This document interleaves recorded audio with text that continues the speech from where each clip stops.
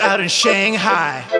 Illegal hunting trips in Zimbabwe. Illegal. Lions, tigers, bears, me, oh my. Oh, me, Cook them up with the homie Guy Fieri. Turning lions into Salisbury steak. Bear pate with the capers on the plate. Expensive sweater, man, it's made out of sheep. If I don't smoke K2 at night, I can't sleep. Gucci gym shorts, Gucci mustard stain.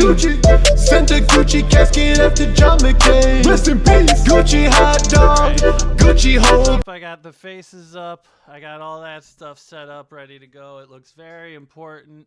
Nobody's in yet. Let's go ahead and put this up on the thingy. All right. Okay. Now we're yawning. All right. I'm set up with the basic information on Lore Club. But first, Joel, Oki, thank you guys for being here. Thank you so much for taking time out of your day to play a little game with me. How you guys doing? I'm good. I didn't know Joel was going to be here. Is that going to be a know Oki was going to be here. Is that going to be a problem for either of you guys kind of moving forward, or I'd say it's not going to be a problem, but it's not going to be ideal. Yeah, we're already tripping over each other too. Yeah, and I feel like you guys are like fine. Well, I mean, I will say this, it's going to be very structured in how we do it, where Joel's going to go first and Oki's going to go second. So Oki, I think you just get to do the peanut gallery roll for the first part here. And then you make your guy after we're doing Joel. Okay. Why don't you explain what that fucking means? I'm going to explain what it means. I was doing the warm-up. There's not a lot of people here yet. If I jump into the explanation too early, Joel, I don't even know how many viewers I got. I got to refresh. Hold on. If I do this, it'll show you. Let's do that. Let's see what we got going on here. I got like 18 guys. Joel, I got like 18 guys now. If I explain it, I'll have to do the whole thing all over again. I could have told you Joel was going to be a problem. Can I point out my library? It's not real. It's a back. Yeah, Joel, that you call that your study. My study. Mm-hmm. It looks humid in there. I'm not trying to be rude or anything, but it looks a little humid in there. We like to keep it damp. Yeah, it's nice and damp. How are those books have a nice crunchy texture they look on them too. Nice musk. And I like those skulls. Is that a human skull? It's a human skull, and then it's also an ox skull that I found down the street from me here in Chicago. Okay, you found an ox skull just like bleached on the street? Where'd you find the human skull? That's kind of the one that probably... Right next to the ox skull, right next to each other. Really? They must have been friends. And you just picked those up, and you probably saw those on the street and said, those will look great in my study. They match with everything. Thank you. What are some of those books you got back there? You know, we have things. Why don't you like turn around and look at them real quick? Okay, yeah. Here we have, various editions of the Necronomicon. We also have the Quran, also the Bible. So it's mostly religious and divine. We have the Torah. We have, let me see here. We also have the Bhagavad Gita. Yeah. We have one copy of the Torah. Just one? Just one. We can only afford one. That one's it's a hot item. Yeah. I'm so fun. Those 5. Go ahead. You said 4 books, by the way, and you got like 1 million back there. I would like There's no copy. It's just different editions of those 5. I did watch. As soon as Joel turned around, as soon as I said to gesture at them, I did watch everyone smile at the same time. That was beautiful there. I did burst into a big smile at that one. It's amazing how dumb I am and how simple things still make me laugh that good. So what do you like to do down there in your study? What do I like to do down here? Not a whole lot of reading gets done, I'll be honest. It's more of a collection. Right. It's more of a collection of books because they look cool, and then it makes people think that I'm smart. And it's so humid down there. I like it being humid. It helps keep my skin nice and clammy. Yeah. Yeah, I like keeping my enemies, which I consider almost everyone an enemy, a little bit on edge. When you go to shake their hands and you have the clammiest of hands, it sets them. You're already at an advantage if you have a clammy handshake. Now, are you now those sunglasses? Is it bright down there in the study? These are prescription. They're still sunglasses. That doesn't change. But prescription, I can't see without them. Okay, so okay. It isn't too darker down there or anything, or. Uh-oh. Did I lose him? I hope that's not bad. Did I lose both? I think I couldn't tell if that was me lagging out or you guys or Discord. Definitely you. That's a fucking shame. That's no good at all. I'm not getting any of the emergency things in there, so I think I'm doing all right. Yeah, whatever. But yeah. So, okay, tell us a little bit about your study, or what do you call that room you're in? It's just a living room. It's just I got a TV. My cat box is over there. Oh, cat You got box. a fireplace. You got a fireplace so Santa can visit you. Yeah. Doesn't work. Can Santa get in there, Joel? Yeah, Okay, where's he coming in there? the door. Oh, okay, I didn't know. We're back on his fake room.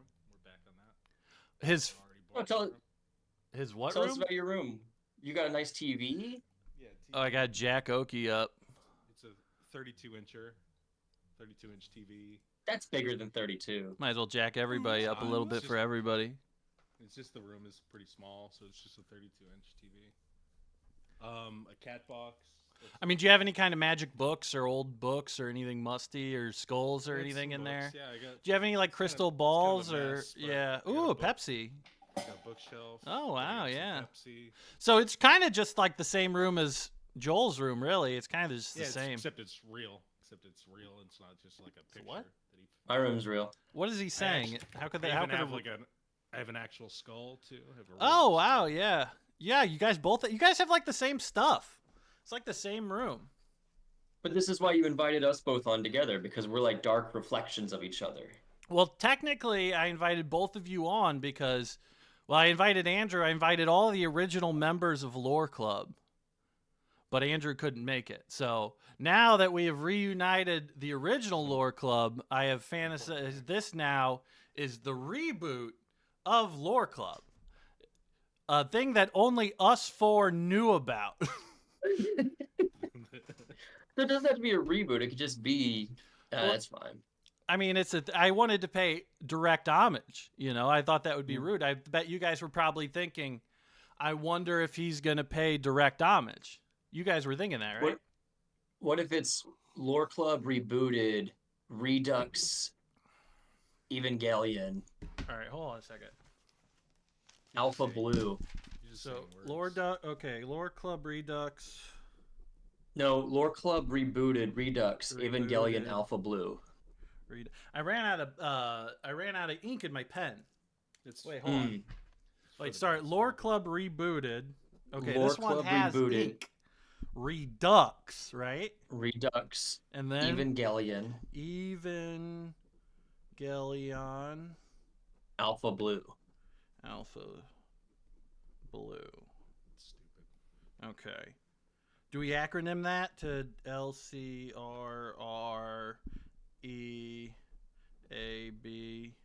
Lacrebe? Yeah, Lacrebe. Lacrebe. Okay, so that'll be like a le, Mm-hmm. like a Like French, LeBron. like a French LeBron. Lacrebe. Like La China. Lacrebe. You're letting Joel turn this whole thing into a joke. Huh? You're kind of really coming hard slandering Joel, saying he's got a fake room and stuff. Someone has to. Someone has to speak truth to power. I Can don't think brighten the anybody. mood with- Can I brighten the mood with a riddle? Oh yeah, you said you wanted to open on a riddle. When I one jacked does up not- Okie. Okie's jacked up. I can try it on my side. I don't know. Yeah, I think it's just you got to be more confident, is what they're saying. All right. Straighten up. When one does not know what it is, then it is something. When one knows what it is, then it is nothing. Am I supposed to answer it, or is it one of those like unknowable riddles? It's a riddle. The answer is a riddle. I'm I jacking didn't hear you it. guys way Can you up. repeat it? I hope you guys hear it. There we go. I'm jacking it up 100%. So if they can't Hello? hear it, Hello? that's solid. Can you hear it? Well, I'm not higher. I'm not any higher, so I guess it would only be you guys that could assault them. You know what they do? They hate me. They hate me when I talk. They hate me for, I don't coming believe that's on true. here, doing a stream. I'm resented. I'm attacked, antagonized even. Oh, Joel, You you're like kind it, of though. fading in and out there. Is everything okay in your Oh, study? What is everything? so we built this study right on an arcane fault line, right? So the level of, the influence of the weave is quite It's too strong here. loud So if now. you,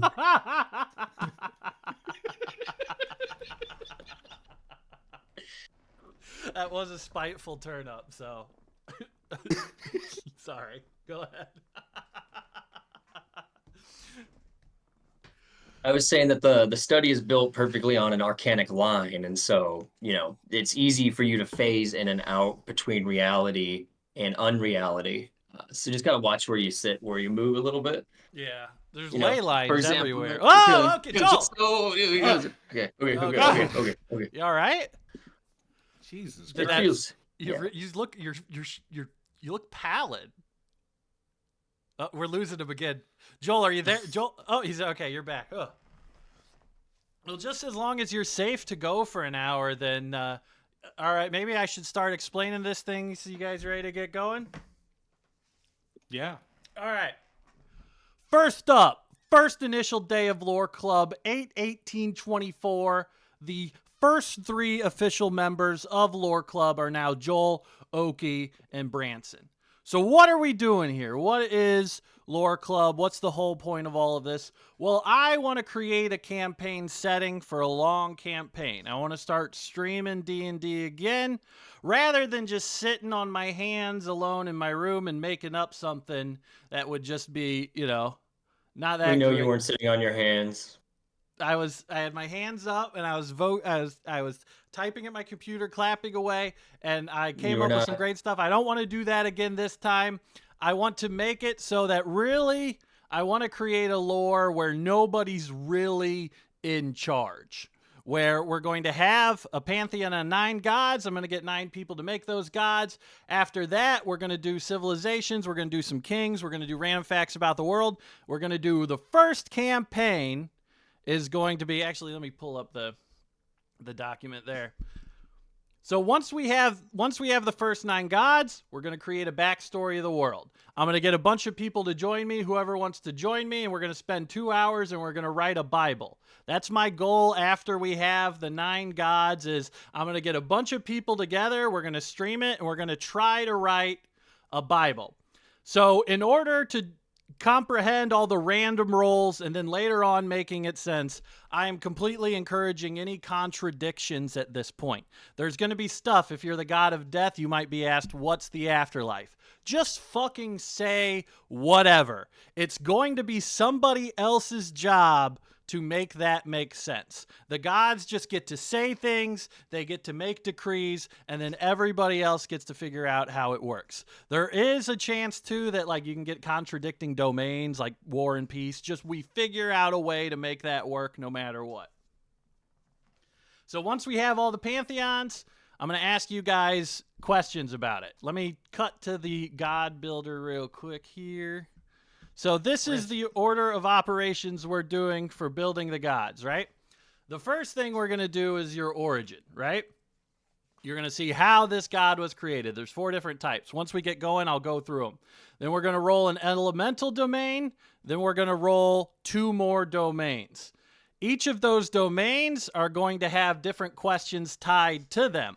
Once we have all the rolls, then we go through the lore questions. So I'm not going to make you answer any questions about being the Lord of Death before you figure out what your other duties will be. Because the thought is that you'll figure out a way to make your domains kind of congeal, be related to one another. All right? So, Joel, we're going to get started with you. You're going to be the first god. The first god's the head of the pantheon. Oh, nice. So, you're going to be setting the tone. Yeah. He's going to be the sort of Zeus-like originator. Mm-hmm. Now, the keep Odin, in mind, if you will. we're going to be This is really gonna get to progressing. his head. We're going to be progressing this campaign between each one. If you look at a lot of stuff like Greek mythology, Neptune used to be the head of the pantheon. So I'm going to have stuff change beyond Is that true? Yeah. Neptune was? Yeah. Oh, but I thought it was Kronos. Well, that was in the lore, but what I'm saying in practicality, Neptune was worshipped way harder in the early days of Greece, more so over Zeus. Gotcha. Okay. So shit like that can change. But what we're doing here is we're setting up the origin story for the first campaign. So the first god is literally going to be the first god. You're the first god to wake up. Your origin's going to determine how you end up here. You're also going to determine what you see when you wake up for the first time and like what the origin of the world is. It doesn't have to be too specific, but once we answer all that, we'll take all those lore questions and then we use that to write the Bible. So nothing really here. We'll have your answers for stuff will be canon, but all of this stuff will be rewritten to be like make more sense later on. So you really don't have to worry about it. You can say this is what this god did, this is how he originated it, and then it's going to be locked in for the rest of the campaign. Okay. All right. So you're saying that I'm the alpha and the omega, the beginning and the end, the author and finisher? I'm saying you're a nice guy, you're a good guy, and I like hanging out with you. All right, Joel, do you have dice ready? I do. All right. So the first thing is we're going to determine your origin. Let me just double check this shit right here. All right, that's working. All right. So your origin, there's 4 divine origins. These are all just some shit I made up. All right, the first one is you're a wild god. You're a god born out of the wild divine magic of the world. You're going to determine what created you, what was the divine spark that started you, but you were the first god. You were born out of whatever, created from nature itself or the universe itself. It's up to you to figure that out. Interloper god just means you came from somewhere else. You were born somewhere else. Your origin story is completely unrelated to the origin story of this world. You showed up, you created things, you got things started.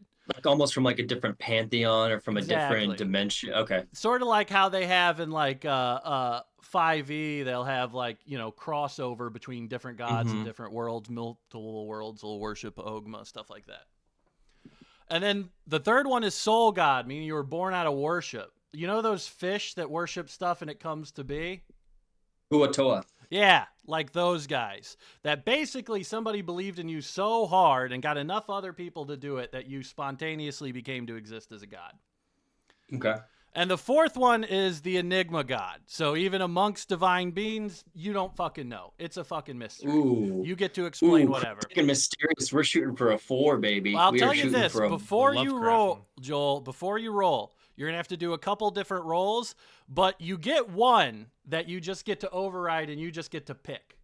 So you can either pick your element or pick your origin or pick a different domain. But out of those things, there's one you just get to pick. So even if you want to roll first and you don't like it and you want to pick something different, we can do that too. Okay. I think I'm gonna let this one ride.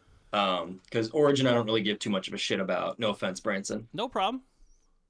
Okay. First roll here. All right. Determine the first god on the pantheon. He was born by. That is a 2. He is an interloper god. So let's go ahead and mark that up there. Joel is an interloper god. So whoops. We'll flesh that out later. Okay. It's generally just how I describe Joel too, an interloper. Yeah, in your phone you have my number saved as the interloper. The interloper. All right, so we're not going to talk too much about that stuff. If you have any ideas about it, like we'll probably wait till we see some of the other stuff. So let's talk about what elemental domain you're going to hold up. See, this is more important to me personally. So each one's going to have a different question, right? So basically, whatever element you end up with, since you're the head of the pantheon, is going to be probably the most pronounced. So if air, it's going to be, you know, the sky is going to have a lot of importance, yada, yada, yada. So we got air, we got fire, we got water, we got earth, light, darkness, arcane, and death. All right. I split up darkness and death. Sure. Just That makes because sense. I feel like it's a cooler concept. No, I think that's smart. And I was reading through a lot of like ancient stuff to kind of get ready for this, and like the Rig Veda and like the god Ymir getting eaten and all that stuff. And I think it's pretty much reflects some kind of weird mindset they all had back then. So I'm sticking with it. So Well, I mean, what are your thoughts yeah, on I think this that darkness and death. Just real quick to comment on that, darkness and death, I don't see as like being inherently related. I can see how they could be, but I don't see them being inherently related. So I like that. Well, there was a lot of stuff with just like what to do with dead guys. It was one of the main things to talk about back then. Sure. Yeah. So I mean, many it of them. still kind of is, I suppose, right? What do we do with all these dead people? Burn them up or bury them Um, or turn them into mulch or turn them into a tree. Chop I've them up, got yeah. Eat them. We could eat them. I've got a question. Does water cover ice? Yeah. I could not Okay. figure out another way to do that. That's fine. Okay. Because I have them I do feel corresponding with different elemental damage types too. I do feel really strongly about as you know, Branson, I'm a guy who is entirely defines himself by aesthetics. Mm-hmm. So this to me is the aesthetic This choice is the of main the one. yeah. This is So the big I do thing. feel this is kind of the big shebang. I am gonna roll, and then I can overrule. You said Yeah. so. This is a D8. I'm guessing. This is a D8. Yes. Okay. Sweet. Well, let's see what we start out with, and then my interloper god. I have an idea for his story. Maybe. Well, let's just see. Well, let's just roll, and then I got an idea. Maybe. Man, it's hard to go against this. I got an 8. The god of death, the head of the pantheon, the god of That's death. It's perfect. hard to go against that. I mean, look at your fucking outfit and background right now. Yeah. What about it? Yeah. Correlates to that. Well, the skulls, I'd say, are pretty direct. I could see that. Yeah. It's It's hard that to makes argue sense. against that one. I could see the wheels spinning there. I really didn't expect to get death. I thought I was so my plan was to overrule and go with darkness because I thought that would be funny. But I do think that as like okay, a couple things about the god of death. Like isn't death sort of the thing that makes people begin to think about gods and mythology Yeah. and religion anyways and spirituality? One of So the core things is figuring right. out So what you do. so that always bummed me out. Like I feel like Hades always got sort of like the short end of the stick, or like even hell in Norse mythology, or even Set, or was Set the trickster one? It doesn't matter. Anubis.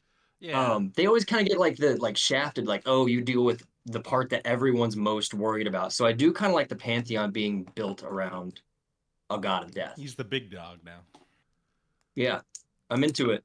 Do you want to stick I'm with it, into or it. you want to override for darkness? I'm rolling with it. We have Joel is an interloper god of death.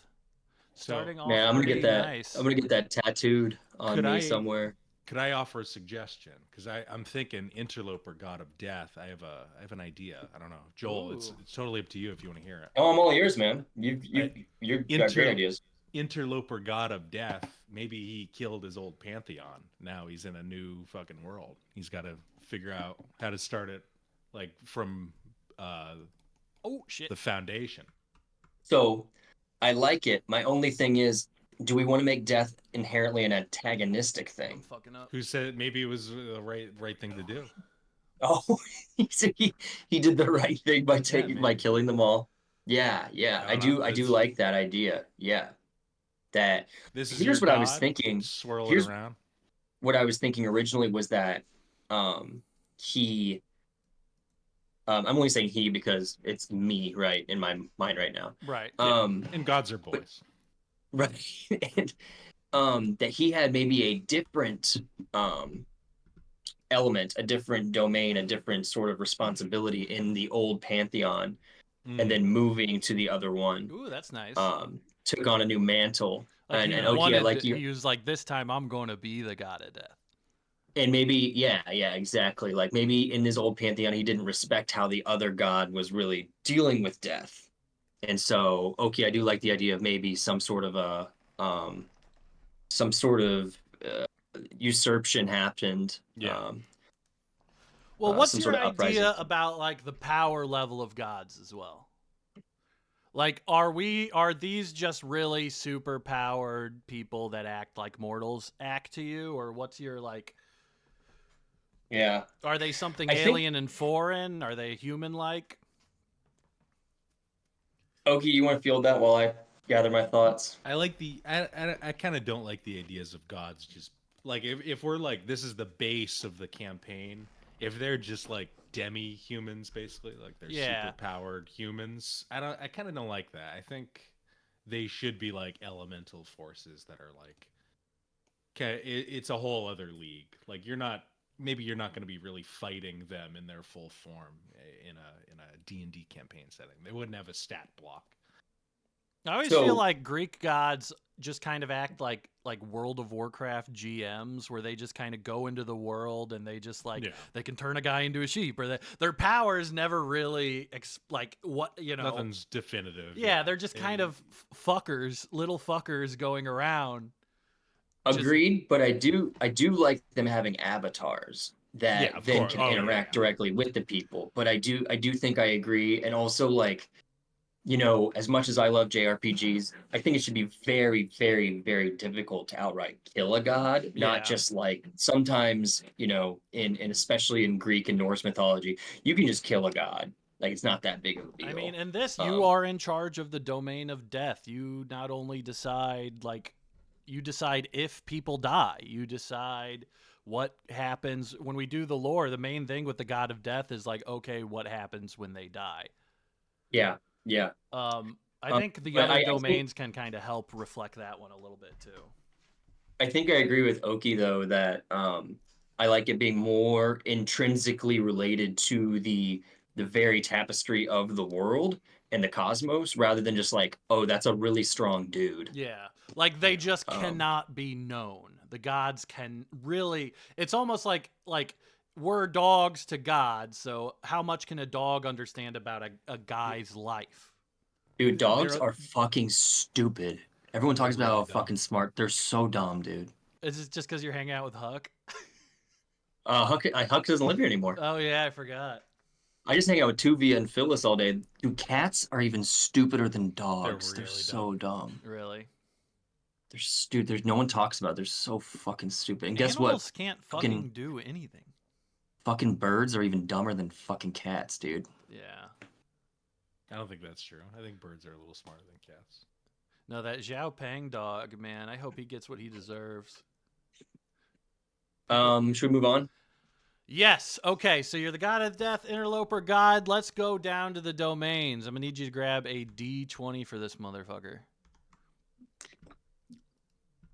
All right. Got it. So I'm just gonna read them real quick. I'm not gonna go into any kind of Not depth 20 about. descriptions. Yeah, but on the first list, we got 2 listed domains, 2 of 20 different things. All right. Each one will have 2 different things you have to make up about the world. Some of them are going to be stuff like, okay, make up like what is the most common animal species? You're blessed, stuff like that. We don't need to make any fucking stat blocks. We don't need to do any of that shit. We're not going to bother with that. Just overall description, and then we'll figure out how to make it work later. All right, so on the first list is life, war, peace, nature, agriculture, chaos, revenge, order, trade, prophecy, strength, moon, knowledge, wisdom, forge, love, hearth, madness, tricksters, and seasons. Anyone Cool. particularly call out to your name there? Several of them I think would work really well. My question is, can I roll two domains and then overrule one of them? Sure. Or do you want me to roll and then choose if I overrule, like how strict are we going about We're this? shooting from the hip here. So as long as we get 2 of the domains, Okay. I think that's good. So The then I'm gonna roll only twice. reason Okay. I don't want people to roll on like the first domain list twice, because there's No, like an no. equal amount of split things that people get. Yeah, no, so. it feels. I was looking at them earlier. They feel good. All right. And I think that the first list in particular, I feel pretty good about almost all of them. The second list, I'm a little bit more worried about, so I might overrule on the second list. It looks like. But I really like both. These are So cool. I'll go over the second list after we roll the first list. I'll do that one real quick.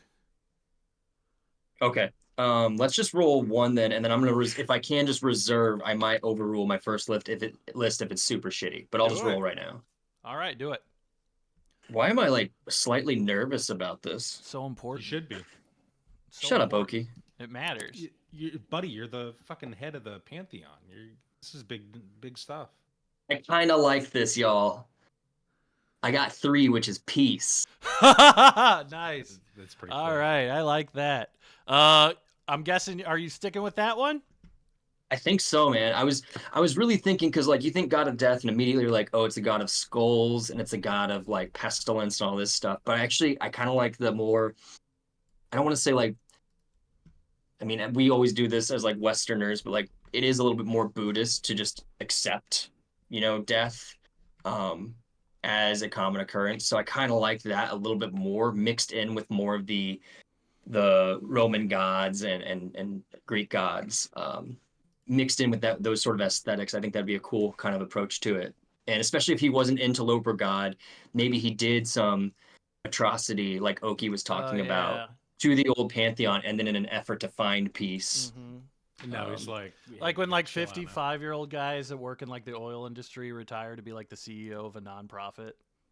Yeah. A lot like that. Yeah. Yeah. All right. Okay. Do you see my cup, Branson? A little. Oh yeah. Oh yeah. That's nice there. That's more of a goblet. Yeah, it's Yeah, more of a it's a goblet, you're right. My cup. For sale now. Let me plug that. I don't remember where they're for sale at, but Oh, we'll victim. figure it out. Mm-hmm. What kind of cup does that say on it? Maybe it's the booze talking, but I want you to know I love booze. Was that a I want gift? that. I want that so bad. Dude, that's like when I get a gift from an aunt or uncle, it's always some like monogrammed cup like that. It's just, Well, damn, I it's need this from- drink on a Tuesday, and thanks. The cup is listed as being from some EE cards. So if you want to buy it yourself, you can go there. And find it. Nice.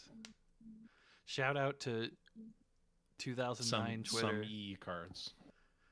So, Branson, Moving along. if I'm looking at this correctly, this is my last chance to use my overrule, correct? Yes, on the last one here. So let me go through these 20 here on list 2. This is going to be your last. Well, I think you do another roll for some other stuff, but it won't be as important. My Arrow Garden just turned on. Did that fuck up my stream? Nah, that's probably fine. Who cares? All right. So this is the second list of domains that you will be rolling a d20 on. The domains of beasts, protection, thieves, healing, suffering, hunting, rebirth, undeath, revelry, wealth, poverty, twilight, ambition, humility, time, dreams, nobility, beauty, travel, Holy Land. So with the Holy Land one, that's just like you get to create like a small area on Earth that's like the Garden of Eden, however you want. Damn, that last one does make sense, doesn't it? Did you read Okay. Hollow? No. The one where they have like a weird monastery that just has a hole in it to the center of the earth, and they're just like showing it to people, and they go crazy, then throwing them down there. That's like a similar sort of Holy Land peace aesthetic thing. So with this one, you want to roll for it first, and then look over it. Yeah. Yep, I think so. All right, whenever you're ready, give me a d20. That is 16. 16. Dreams. That's really on the nose thematically. What are your thoughts? So here's what I'm thinking.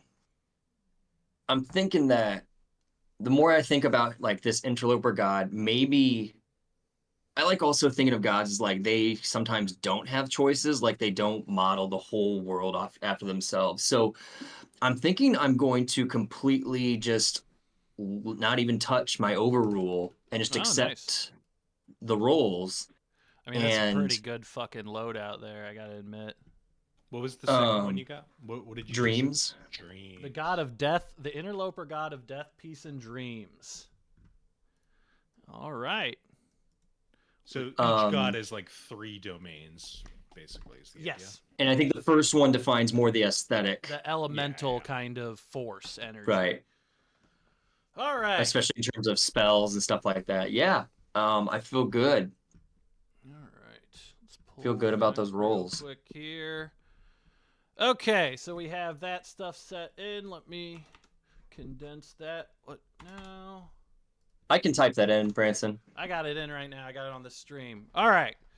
Oh. So let's pull this back up. Let's go to the document here. Let's go over all of them real quick. So the first one, the origin, is going to be an interloper god. You are a god born somewhere else. It could be a different dimension, a different universe, a world trillions of miles away, or it could be a tightly guarded secret you've never told anyone. It doesn't matter.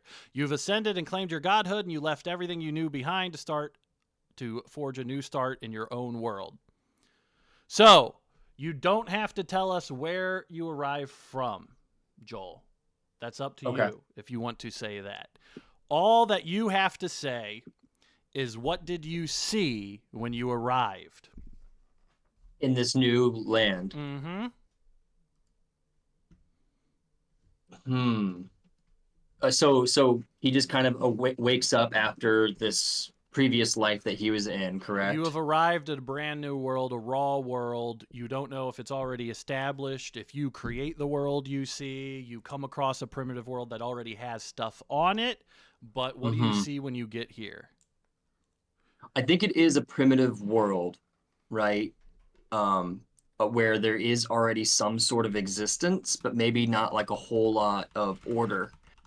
And what he sees is sort of the both the flora and the fauna and just the earth, or not the earth, but the world and the denizens of the world struggling with the concept of death, to the point where it's sort of leading them more towards the chaos that he experienced in the previous pantheon. So I think what he sees is, a lot of sorrow, a lot of fear, a lot of war, a lot of other just like anxiety and frustration around the concept of the eternal dream that death should be. And so he takes up that mantle, and with that, I think unexpectedly comes the subdomains of peace and dreams. Okay.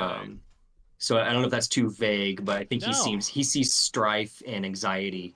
Are mortals amongst the people. alive? Are there mortal sentient? Yeah. Okay, mortals are already. Yeah, And I they think, again, they have lived in a world without God, any gods, any divinity, or anything like that. a primitive one. Whether or not they made up some, I'll leave up to you. But Okay. I think that. Ooh, look at my hand. Whoa, I can't. hold on. Oh, Joel, are you okay? I'm just getting over Wait, there. did you go, when did you go? When did you go outside? You Getting gotta close get to out of that that ley line. bog. Is that You your gotta get out backyard? of that bog.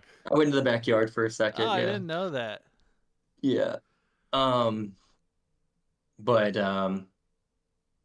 I think we'll roll with that if that's cool with you. Do you Of need more course. specific imagery, or is that okay? No, no more specific imagery. We can kind of develop it as we go along a little bit here. The only other, I guess, question that would what would be like? Are we talking cavemen when you arrive, or they already Yeah. have society? Cavemen. Okay, so there Yeah. has not been. You arrived pre-civilization.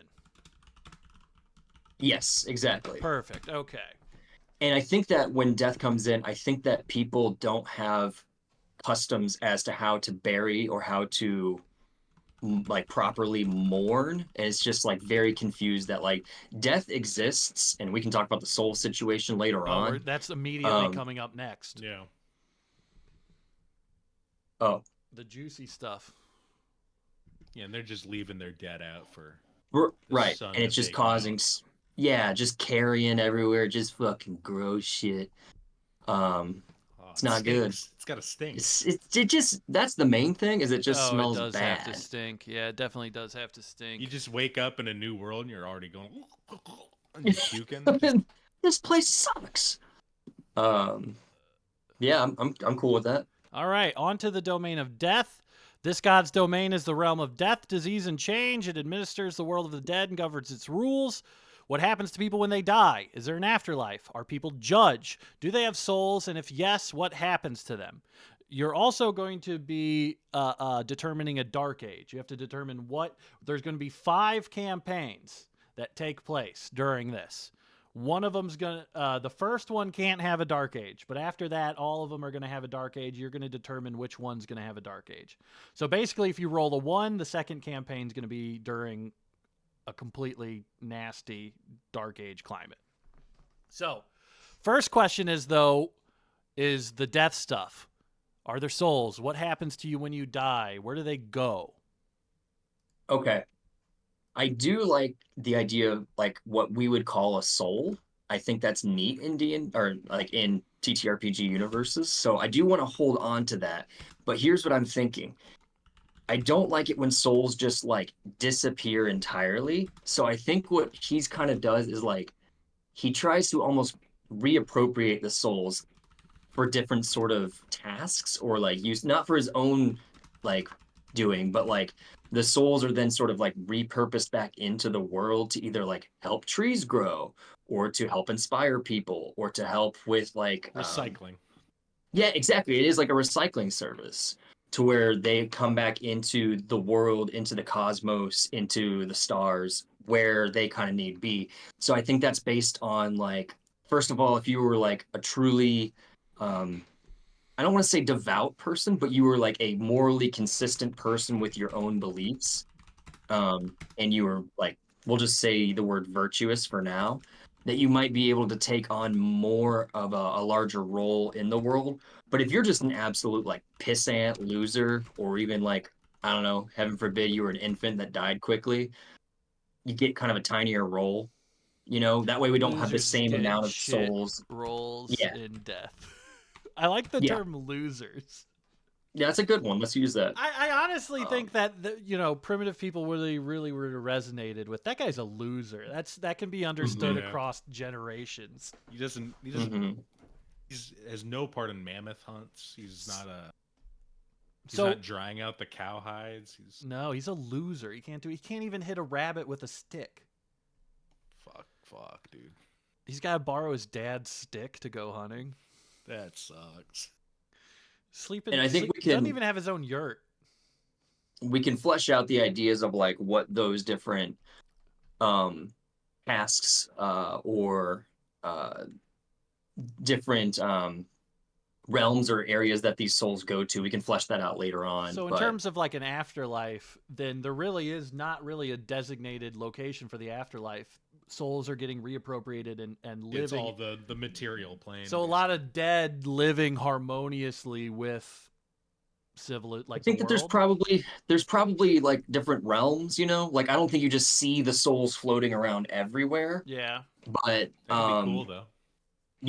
I think that you can probably access it a lot easier, Are people and afraid I'm of okay. death in the same way? I think that's the thing that he struggles with getting people to accept it, that death is just another part of the dream, right? Um, and Oki, I agree with what you said. It would be cool if maybe some of those maybe more devout to his domain or devout to his church or whatever, he um, would reward them with being able to access the material realm a lot easier. So maybe there are a lot larger presence of like I I also think struggle to call like them ghosts, but spirits. I like in fantasy settings, like if you I think that would be a cool thing for a new fantasy setting. Like you do see like souls in death like operating Almost things, like an in Elden Ring where reality. you see those like ghosts just sitting there Yeah, chilling. like and you and can that's talk to just a them. thing people deal with, and like I, maybe I like like there that. is taboo about it, but like because like people aren't Yeah, there gonna has to be like a lot of social rules of talking to ghosts. I think yeah, but like I think like death being like accessible and like visible to people, like it's all part of the material realm, would I be also very like the cool. idea of Branson, you did this with your mouse people in Wildfire, but like being able to summon upon your ancestors and pull from that realm of death Yeah, Kind in of like some the sort of Dark way. Elves in Morrowind.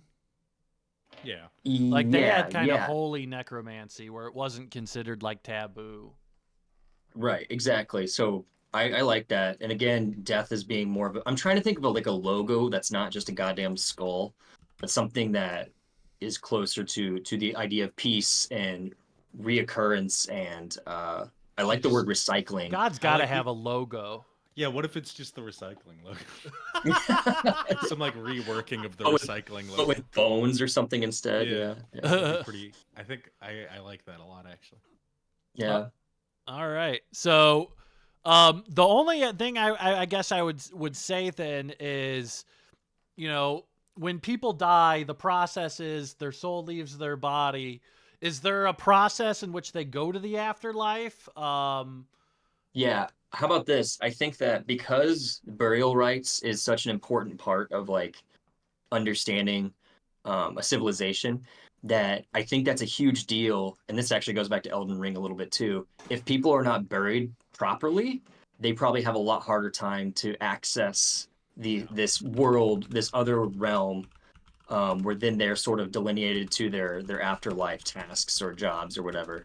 Um, but that if you are like desecrated, it becomes much harder to access that. So I think that can be sort of like a Maybe if you're not uh, buried properly, like you like that's where like undeath comes from. Basically, is like you just stay.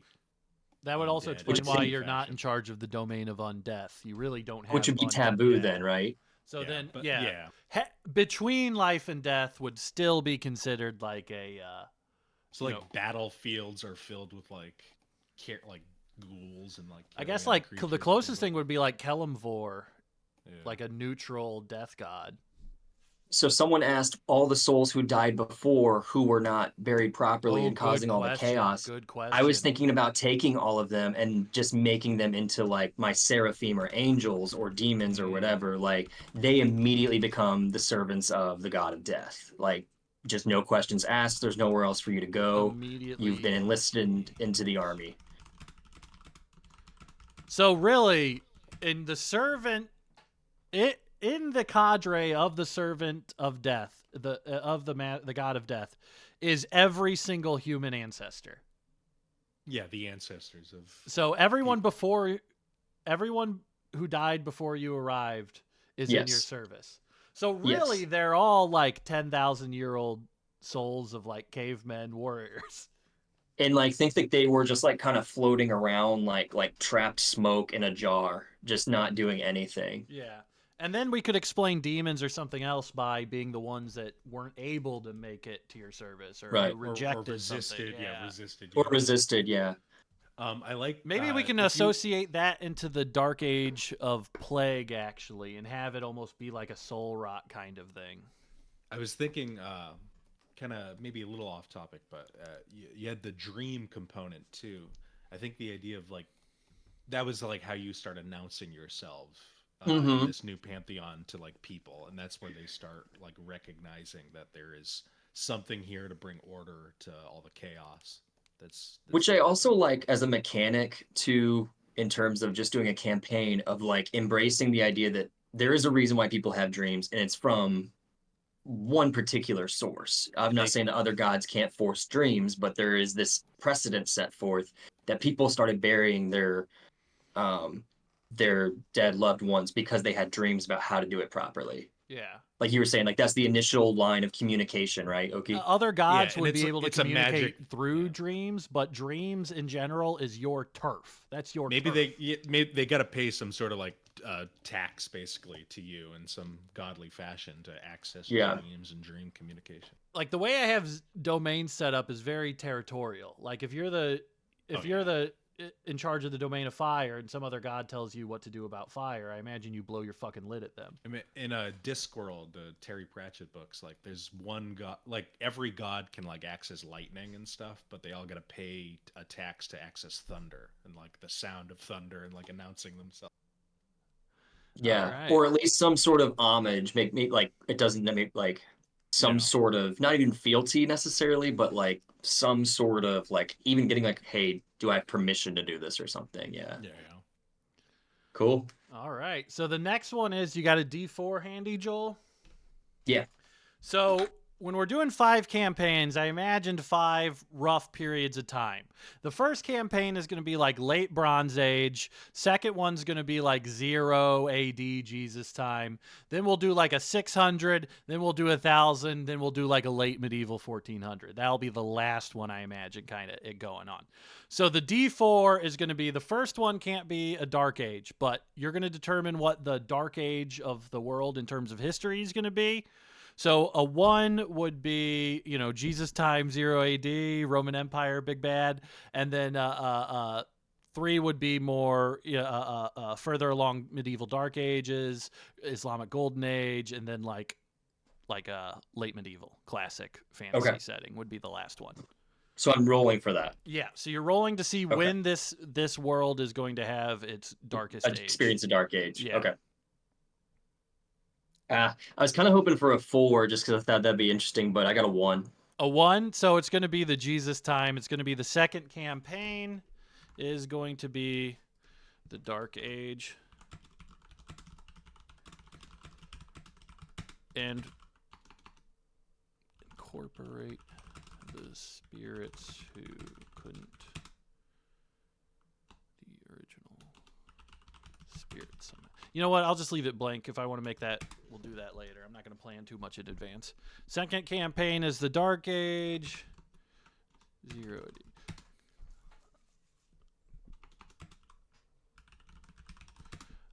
Okay, now we're going to shift and go to the Order of Peace. All right, peace. You rule over the divine domain of peace, tranquility, and patience. Your devout followers helped to usher in a golden age of peace. Who were they? When did they do it? And how did they achieve lasting peace? So the first thing we're going to decide, Joel, is you have a holy order. There is a very well-known, established holy order devoted to you as a god and following your orders. What is that order? Give me a class that would most likely correspond with, or at least a type of orientation that would join that order. Think like, okay, You gotta go cleric? Gotta go clerics. Okay, gotta go kind of clerics. Holy. So tell me about the order. What's it called? Like, give me an aesthetic look. You know, is it one place? Do they travel? I know it's a lot to ask for in the beginning, but you can just kind of give me a rough outline, and then we'll hammer it out later. So do you see the colors of my background right now? I stepped outside and looked at the beautiful city of Chicago. God, yeah. This is That looks beautiful out there. It's lovely, right? Yeah. I feel like now I'm just a hand. Is it the sun or the moon's out right now? Both. Is that the bean over there? Yep, that's the bean right there. I see it. Yeah, that's the bean. Yeah, there's the bean. Wow. And that's the Willis Tower right there. So I'm thinking those kind of colors. Kind of like a off-whitish, goldish with a dark gray. All right. So let's go. Dark white, gold, gray. Dark white. Just like whatever that is. Yeah. And then I think that I guess it would be like grave domain, death clerics, things like that. But I do think that they are not going to be necessarily like, I don't think they travel with weapons.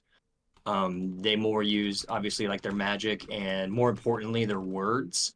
I do think that they are generally spreading the word as a way to have people try to obtain peace in their lives. So they are kind of like, they're willing to volunteer, they're willing to be activists, they're willing to help out communities, but in the goal that they are trying to alleviate the anxiety of death, and that what you can do in this world is what you can do.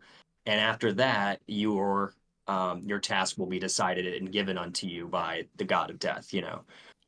So I think I was going to ask, are they pacifists? Are they... I wouldn't go that far.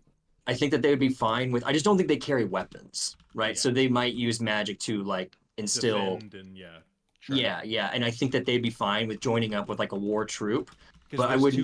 Two ways to kind of look at peace. Like, are you gonna like fight to preserve a peace and like instill a peaceful order, or is it like pacifist? So kind of what I would say is they would be willing to join up with those who are more proactive about using violence to create peace, but they themselves would not go about on like a conquest. Does that make sense? So if like there was a troop over here starting a revolution, they might join up with them if they see that as a way to further the goal of peace and the acceptance of death as just another step in the journey. So it would be very rare for this organization to ever like declare war on anything. I think it might even be not even allowed. So what's like the top dog? What's like the top dog in this place like? Like, let's talk about the founding of the order, the first guy, you know. Oh, okay. Let's go back to Oki's idea. How about there's a tribunal of maybe like 12 actual specters who are the ones who, of the people who were originally never died. They were not allowed to die. and they were kind of made into the 12 ones who directly give the decisions. It's nothing mystic about it. They are sitting there like in the church, and they talk to them as if they were almost humans, maybe more like specters or whites or ghosts or however you want to imagine it. But they are very much there and very much, and they've been there since the beginning or since the arrival of the interlocutor. You know. The Holy Ghost. Oh, that's not bad. They got the bad. 12 Holy Ghosts. Hey, this That's religion's not got bad. 12 Holy Ghosts. Fuck your one. Geez, I wonder what kind of religion I was raised in. All right, so we got tribunal.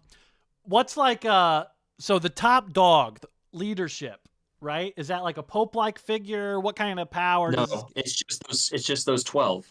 Okay. So that's that. Um, It's never really ruled. It's the church is never in the hands of mortals. I think there's going to be like a hierarchy just based on experience, you know. Yeah. But the point is, I guess there's never going to be power given to one. There's not going to be a leader of the group, right? Gotcha. It's going to be those 12 doling out orders to the pilgrims and the travelers who are going elsewhere and spreading the word. And also assisting those too. I would imagine they would be pretty highly regarded from the way that you're describing them. Their original set out, God knows what will happen 2,000 years from now, but their original setup is pretty good oriented. I think so, but I think they're almost kind of like you don't really want to see one. It's almost like there's an omen. Like if one shows up, yeah, that's a good. It's bad. It's luck. possible that people are going to start dying around you, and they're almost there to like. So you don't really want to see They're one. peaceful, but death seems to follow in their wake. Death follows them, yeah. So like that's where they often probably show up in places of like war and strife, where it's fairly obvious. But if you're just like in a town and one just strolls in, you're gonna be like, "Fuck, What's who's to the point where I think, why the fuck is Yeah. he here? yeah. What are they doing?" To the point where I think that some people might even outright kill them sometimes. I would to be even like, think- no, this ain't happening. When Like we have people probably say they're cursed, even though I don't think they are directly cursed. You could. It's just inferred by like where they're showing up. and I know I'm not Yeah, supposed to nature of their job. contribute anything, but I also think an interesting thing could be they might even also be like Christian Scientists a little bit, where it's like, this is all, death isn't really that bad of a thing. You shouldn't worry about it that much. So we're not going to cure you. We're not really those kinds of guys. Like, I don't imagine, like, would these guys ever set up like a Mother Teresa style? Yeah, it doesn't seem like they're like big into hospitals. Well, it's like curing in life, it's almost thematically, how do you square that circle? yeah. Yeah, I think they probably use like life magic sparingly. That becomes probably more of like a judgment call of the greater you can't do the good. tipping point. You're not allowed to either kill or save. It's almost And like that when could they tell be- people to interact with nature. That could be part of like why they're not very well accepted, because it's like you have Right. this magic to help my son, but What do you want to call these guys? I think just call them Smerta. just Smerta. The Smerta, or I was gonna spell that like Smyrta. Smerta. The Smerta. All right. Is it What's- the Smerta or just Smerta? Which one do you like better? Smerta is so Russian that it makes me feel like I'm about to say something else. That's why I use the. It's like why we say the Kremlin instead of Kremlin. Sure, call it the Smerta. Do the Smerta. I like that better too. The Smerta. All right, and because you are the god of peace, you get to determine what the golden age of the world is going to be. Wow. So you can have overlapping golden and dark ages. I thought that would be Right, cool, just being but I different didn't. areas. Well, I just think like if you have overlapping gold and dark ages, it's like just a time of real opportunity. Shit's falling fast. Shit's going up fast. It's just like everything's getting oriented. Sorry, the holy spirits are not the other gods. They're just vassals for my particular domain, Yeah. to clarify. Yeah, we have Okay, not so another determined deep- any other gods yet. Another D4 for the golden age. 2. 2. So immediately after the dark age. So the golden immediately age. after the dark age is the golden That's age. great. It's good It's timing. great when it works out like Yeah, that. really.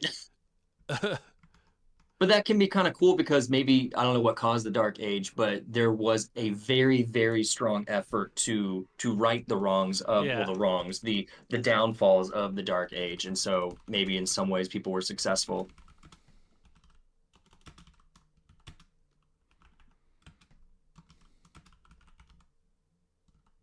All right, we'll figure out what's going on there. That's 2 campaigns away, so things will be completely different now.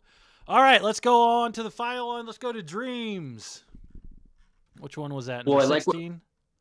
No. what Oki said, is that it's mainly the dreams is like that's the opportunity that he saw to communicate with humanoids. And that's the path that he took to get his word out there. And I don't think anyone dreamed before he showed up. Oh, that's cool. I Um, like that. Cool. so it just didn't exist, and then he just found that's the best way. I'm still kind of building up this whole thing. Oki, I'm using a lot of your ideas, which I appreciate. Of like, there was a previous pantheon that he saw just absolutely get bodied somehow, like it just got fucked up, and so he does not want to be the one who comes down, drops the hammer, and says, "Worship me." So he chose a more subtle, less intrusive route of influencing the mortals. He wants the mortals to kind of take the reins, more or less. Right. All right, for Yeah. Dreams. You rule over the divine domain of dreams and sleep. Mortal consciousness drifts in and out of your plane of existence at night, and sometimes they see a magical creature seeking them out in their dreams. What are the rules of the dream world, and what is the magical creature that exists in your plane of existence? So this is going to be a sort of Feywild type equivalent that is going to be a separate plane of existence. So in this one, I don't have it written in stone that the Feywild exists, that the Shadowfell exists. I have a bunch of different possible planes of existence. So you're creating the first alternate plane of existence is the world of dreams. Well, I think that the world of dreams to the uninitiated to the ignorant, it just is literally the way that we see dreams. Oh, I had this crazy dream last night and it was like this, but it was a little weird, like the Andrew Hudson dreams he talks about, right? Yeah. But to those who can really control it, you can actually go into this dream world, communicate with others, send messages, even influence other mortals a little bit more. So like it is it is something that can be further understood and explored based on your sort of level of scholarship and understanding and piety, probably even. But I guess the animal that I keep on coming back to is, Quetzalcoatl, Yeah. the snake bird. Yeah. I was thinking of like a Fuck, golden and let's black watch. Quetzalcoatl. Oh, man. Oh, I think I can spell this. Fuck. Don't just try. Wait, let's see how far I was off. Don't just try. He says, "No, Branson, no." I was don't do one. it." I was one letter off. That's impressive. I was one really letter good. off. It's impressive. Quetzalcoatl And is. I think that the reason that is I don't picture Quetzalcoatls being too common in the real world. Maybe they do go over there from the dream world, but They live in the dream world. Yeah, What that's are they like their like? thing. What do they sound like? How do they regard people in the dream world? If you see a Quetzalcoatl in your dreams, what are you supposed to do?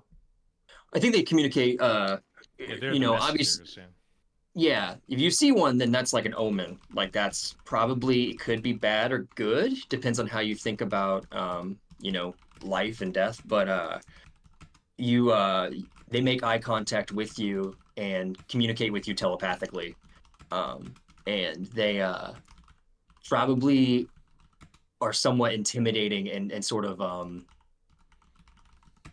again, like kind of like that omen thing of the Smerta showing up is just like, it's not ideal to see. It is a little bit unnerving. It is like experiencing the sublime, Yeah. But yeah, I think the dream world, I like it kind of being again, I'm like leaning hard on this art, but I like it being this goldish twilight, blackish. I know I'm not like the god of twilight, that's another domain, but No, it's just a maybe there could be description. some overlap there. Yeah. Yeah, so somewhere in between, that in between realm. Yeah. And depending on how stuff goes, because one thing that's going to happen is at the end of this, you're going to randomly roll your relationship to what Oki's person is going to be. Okay. So from that, I think we're gonna build like through the gods, like a kind of natural family tree. That's also going to start explaining stuff. Yeah. Um. All right. So we have that set up. I think that's good for the plane of existence. That's good for the magical creature. Is there anything else we need to say about dreams? Is there anything else we should note?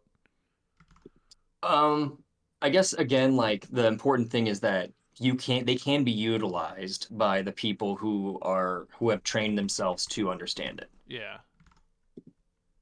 All right. Um, Okay, so that's going to be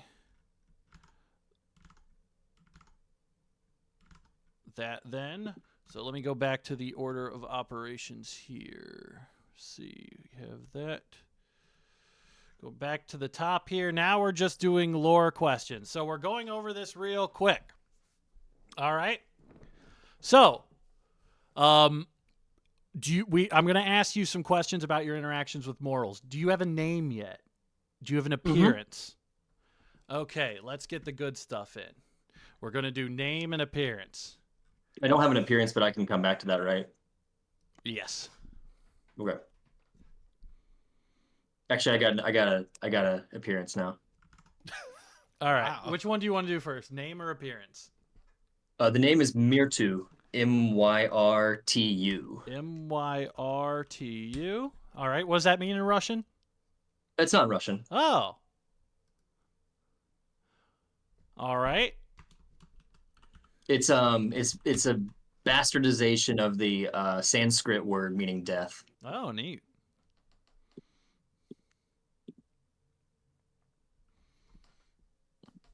In terms of your appearance, are you going to send me a picture that's going to infuriate me right now? Is that why you're smiling? No, No? no. My appearance, I think this is going to be pretty straightforward. Hooded figure, completely in black with a golden mask. You know what a death mask looks like? Figure, completely in black, wearing a gold death mask. Let's see. You know the death mask of the leper in Darkest Dungeon? Yeah. Yeah. So right there. So the kind of a leper mask. Cool. How cool is your outfit when you appear to people? Like, you know, are you human sized? Are you enormous? Are you really tiny? How do you He's appear? 6 inches tall. No, I would think that he would be. Okay, first of all, you never see any hands or feet. You It's just never always just the see sleeves, any right? hands or feet, just Um, sleeves. and I think it's a pretty, you know, pretty Spartan in terms of its overall look, in terms of just like a simple black robe, maybe some small. No, there's definitely not going to be any adornments. You know, nothing ornamentations or anything like that. Maybe a simple gold robe tying the robe together at the waist. But other than that, it's a normal sized man who doesn't really speak a lot but points a lot. Hmm. All He's right. trying to use a soft touch with people. He doesn't even want to use the heavy handedness of the prior pantheon that he had seen before. That makes sense to me. All right. So we have that set up here. All right. So we have that appearance. We have that. So I'm going to ask you some questions about your interactions with mortals. This will be the last of it. After that, it'll be all in the bag. So, what is the correct way for mortals to worship you? Join a church, a cult, an order? How do you like to get worshipped, if you even like to get worshipped at all?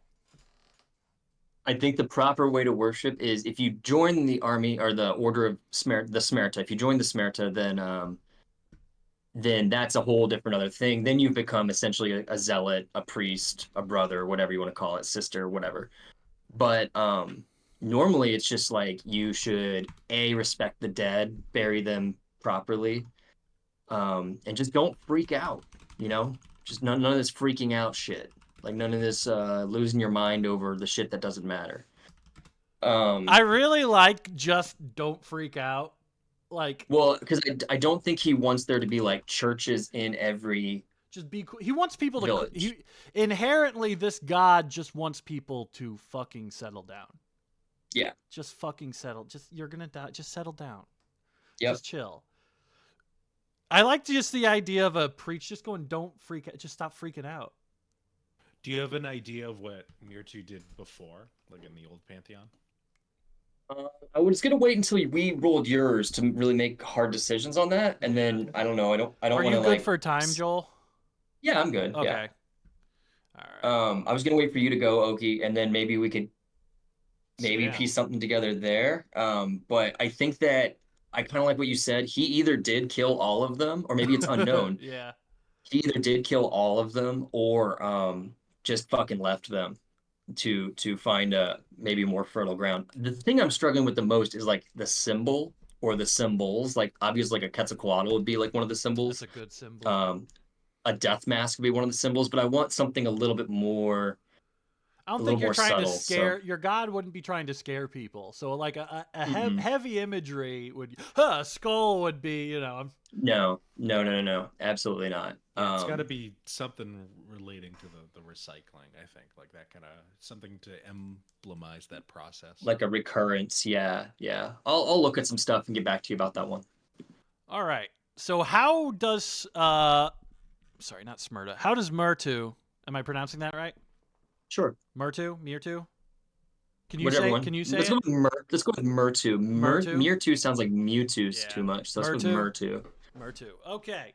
How does Myrtu interact with mortals? Does he like them? Does he hate mortals? Is this a necessity? Is he doing a bunch of Zeus shit, like turning into a dog and then banging a lady and then banging the lady's dog? I think it's almost pure pity. He just feels so fucking Pure. bad for these little dogs. Pure. They just feel like there's so much they're missing out on that he almost feels bad for them. It's just more than pity. What's some of the stuff they're missing out on? Well, with all this anxiety and stress, they're just missing out on the idea that like that death is not something to be afraid of, and that like all of this war, all of this like this menial shit really doesn't matter. He's just again, he's trying to get people to chill the fuck out. So he pities them. In this And I think world, he you can say interacts- that fear of death causes a lot of problems. Or I think maybe that's what he saw originally. But he interacts with mortals mostly by going into their dreams if he wanted to interact with them directly. I think rarely is an avatar of Myrtu seen. That would be very, very rare. And then he's probably often seen in the dream world and can probably be, by those most devout, probably be interacted with that way. All right. And then obviously the holy ghosts, the 12 that sit yeah. around, they kind of dole out his will a little bit more, but very hands off, super hands off god. Hands off. All right. This is my favorite question. What is the name and profession of your favorite mortal? Oh, he's a gravedigger. What's his name? He's the first gravedigger. What would be his name? I think it's gonna be something like. Can I say an aesthetic thing I was thinking for this guy? I want it to be very common. Yeah, so here's what I was thinking. Since most of his like army, most of the people that are most loyal to him are people who existed as cavemen before he arrived, having a lot of the first people that are in his service having fucking like Gruck, Lork, Yeah, Urg. yeah. They all have Those- fucking caveman names. But those are people that like they didn't really have a choice. He's like, Yeah. your souls are forfeit already, so I might as well put you to use. Otherwise, Yeah. you're just lost in like. I the can only void, the help you if forever I was nothingness. here at the time that you died, kind of. Right. But I think that there is like when he started seeing like the society change and become what he would consider like a little more civilized, a little more chilled out. Just the first guy who just started digging graves almost religiously. And his name should be something like Josiah or fucking like Harry or just something really basic and lame, you know. But I do like the Grok and Bork and you know for the 12 that sit. All right, I'm calling him Harry Josiah. Sure.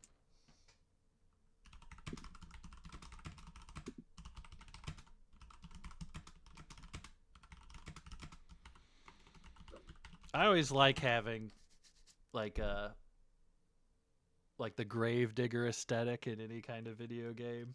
They get a Yeah, big it's beefy cool. guy, they put a huge great. shovel on his back. All right. So you talk about going into people's dreams. When you are in the mortal world talking to people, what kind of stuff are you usually telling them? Why are you even bothering to talk to them?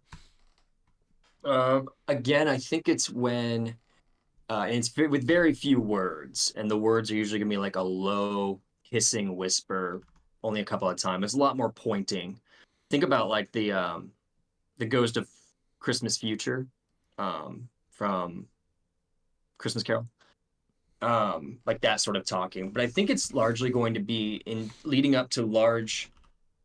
So like when there's an event that almost moves either literally or figuratively from one age, one era to another. There's a what That's when he figure that starts moves? like a moment. Sorry, a big event, a Okay. big that like either metaphorically or literally transitions from one era, one age to the next.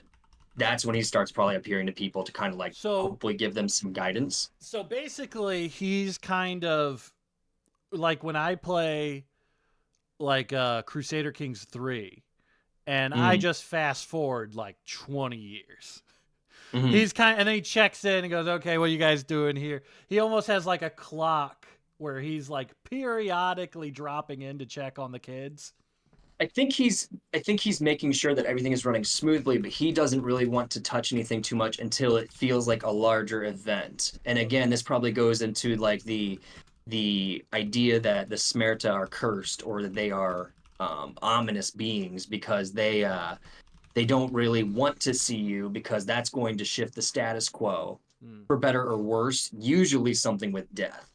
So if he gotcha. starts appearing in dreams to like generals and politicians and kings or whoever, you can tell there's going to be something big about to happen. It's He's like getting probably called not. into HR a little bit, where it's like you don't It's blame kind of a bummer, you dude. don't You're either blame getting, him. yeah, it's not great.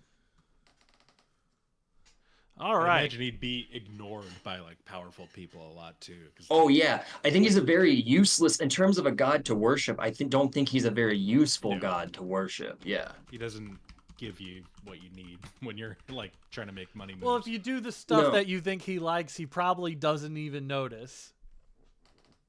Yeah, then you're doing what you're supposed to do. So why should I reward you for If that? you're praying to this guy, it's basically like when a cat brings in a bird and you don't want to eat it, and they're like, "What the fuck? I brought you a bird." And like I think like you mentioned like how souls are recycled, like a virtuous soul is like gets like important roles in the cosmos, basically like becomes stars and things like that. But like Yeah, yeah. you need the shitty souls too because they're doing important work too. And it's not like they're any less important at all. It's not that. Exactly, yeah, It's you just need that like someone it's making like, sure okay, like am I going to hire this person to be like head of the company if they can't even get to work on time? Come on. But Yeah. I still have a task for you. Yeah. Just come on. Happy with that one there. Let's go to the next one real quick. Wait, I moved it in a different thing. Hold on. There we go. Wait, let me put that back. Where were we on terms of the domains? I think we're good on all this stuff. I got nothing else other than that. Okay, leave it there. Okay. I have a kind of question to tack on the end of this one. But I almost like it better if you don't tell us a little bit. But in every kind of origin story of the world, there's always some sort of like sacrifice, right? Like in the Rig Veda, somebody dies. In the ancient world, shit with sacrifices was like huge. So I think we can even sit on this a little bit to kind of flesh it out, but there would have to be some sort of price you had to pay to get the position you're in as a god. So I'll say, I just think about a little bit as I ask this question. Does your god have fear or hope? Do you strive for anything? What do you want out of the world? So this goes back to his origin too. I think the sacrifice he made was the blood of the entire pantheon that he was a part of. And I think that it is sort of this is a really lazy answer. I think it's a combination of fear and hope. And you know what he really wants more than anything else? Peace and quiet Yeah. for everyone just to chill out and just stop with all the bullshit. Just peace and quiet. That makes a lot of sense for like the domains and all that. So I think that's a good one. Yeah, death, peace, and dreams. And even for sacrificing the entire pantheon, I mean, I think leaving that, because it might be cool later on to have. What if some kind of echo of one of those gods crept back into the world? What Right. if this kind of Or Keep it he didn't vague, kill them. Yeah. Or Yeah. maybe he thought he did, or maybe he had a fucking son he didn't know. We can do tons of stuff with that. Or like, yeah, you like as players finding like you're learning about Myrtu. You're learning about what a great guy Right. he was. I mean, learning and about I don't this, even know- kind of like it's undetermined, like morally, like why did this happen in the past? Maybe. And I don't even think he was the god of death in the previous pantheon. Yeah. I think he was the god of maybe something else, or maybe not even a god, or a proper god. But Yeah, it could have been a demigod who went big. He could have been anything. yeah, exactly. Yep. All right. So this one, I had to add on 2 of them late because I forgot about one. I remember. Okay. So this roll is your final roll, Joel. This will determine your relationship to the god or goddess that Oki is going to create. The final Joel roll. The final Joel roll here is you still have an override. I would say that you did not use your override. I will say. I'm gonna say I'm really hoping for some sort of adversarial relationship. So let me go. Why? There's 8. Why would you Because I say think- that, Oki? Why would you say that, dude? Well, in my this is the god, like this is capital G, and we need a devil. We need a damn devil, I think. Alright. But Maybe as I'll me leave it being up to God, maybe I'll grant you. let's see the result of the roll, and then All right. So the relationships are sibling, parent. So you could actually be bringing your own dad in or something like that to this. So it's not necessarily that it might even change the lore of who you came up with. Sibling, parent, best friend, partner, rival, enemy, mentor, student. Any of those call out to you, Joel?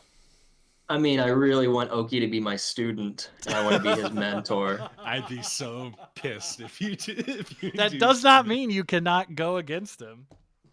Yeah, that's true. So Yeah, that is would true. be a D8 to roll to determine what you want.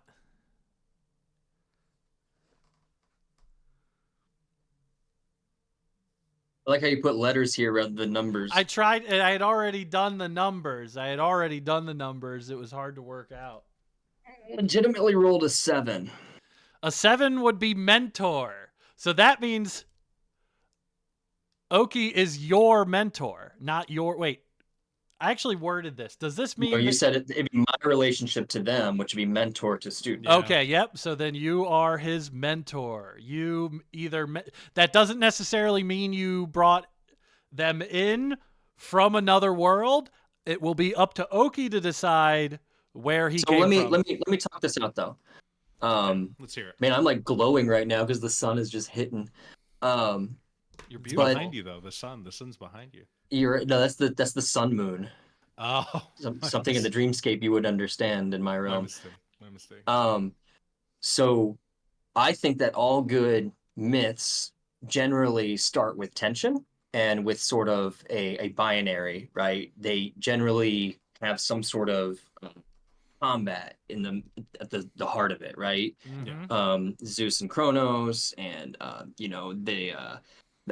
is the Aesir, is that what they're called? And the giants, so on and so forth, right? There's always this sort of clashing. So I think I'm gonna overrule, and to make this more interesting, we're gonna go with rival. Let's go. Okay, we have a rival, your rival, and I'm going to leave it pretty loose on his backstory. In fact, I'm going to have you roll your own origin and all this stuff. So, maybe you could be an original deity of the world who came after. Regardless, you were a god after Myrtu was. No, So, definitely.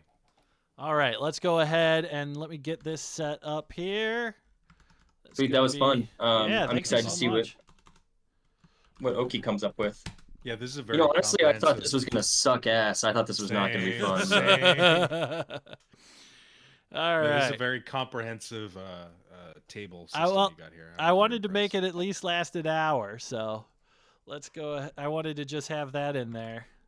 All right, let me get my stuff set up for Oki. All right, we're going to do the... All right. Yeah, that's a good question. Could Oki be the other god of death? Is that a No. possibility? So now No all of those overlapping domains, no overlapping domains. Yeah. That All portfolio is spoken for. Mm-hmm. So I decided on some of the relationships too. Like if I don't get any siblings and everybody rolls mentor, I'm gonna get rid of the mentor-student relationship after it's already been taken, because I do want to have more familial bonds and stuff like that. Because that usually seems to be how a lot of fun, old yeah. pantheons are kind of arranged. All right, so we have appearance, origin, element, domain, lore stuff. We go back to the top of the order here. All right, ready to get into it? Do we need to do a bathroom break or anything? Let me hit the restroom real quick. Yeah, get that stuff set up. I will also probably... I'm gonna work on my symbol in the meantime. Yeah, you're going to work on your symbol? Yeah. I'm going to grab a seltzer, and then I'll be right back. I got my candle still going, so I'm set. All right, give me 2 minutes. All right, it's just me and chat right now. What do y'all think about this Branson guy? Am I right? Ugh. Bit of a pea brain, if you know what I mean.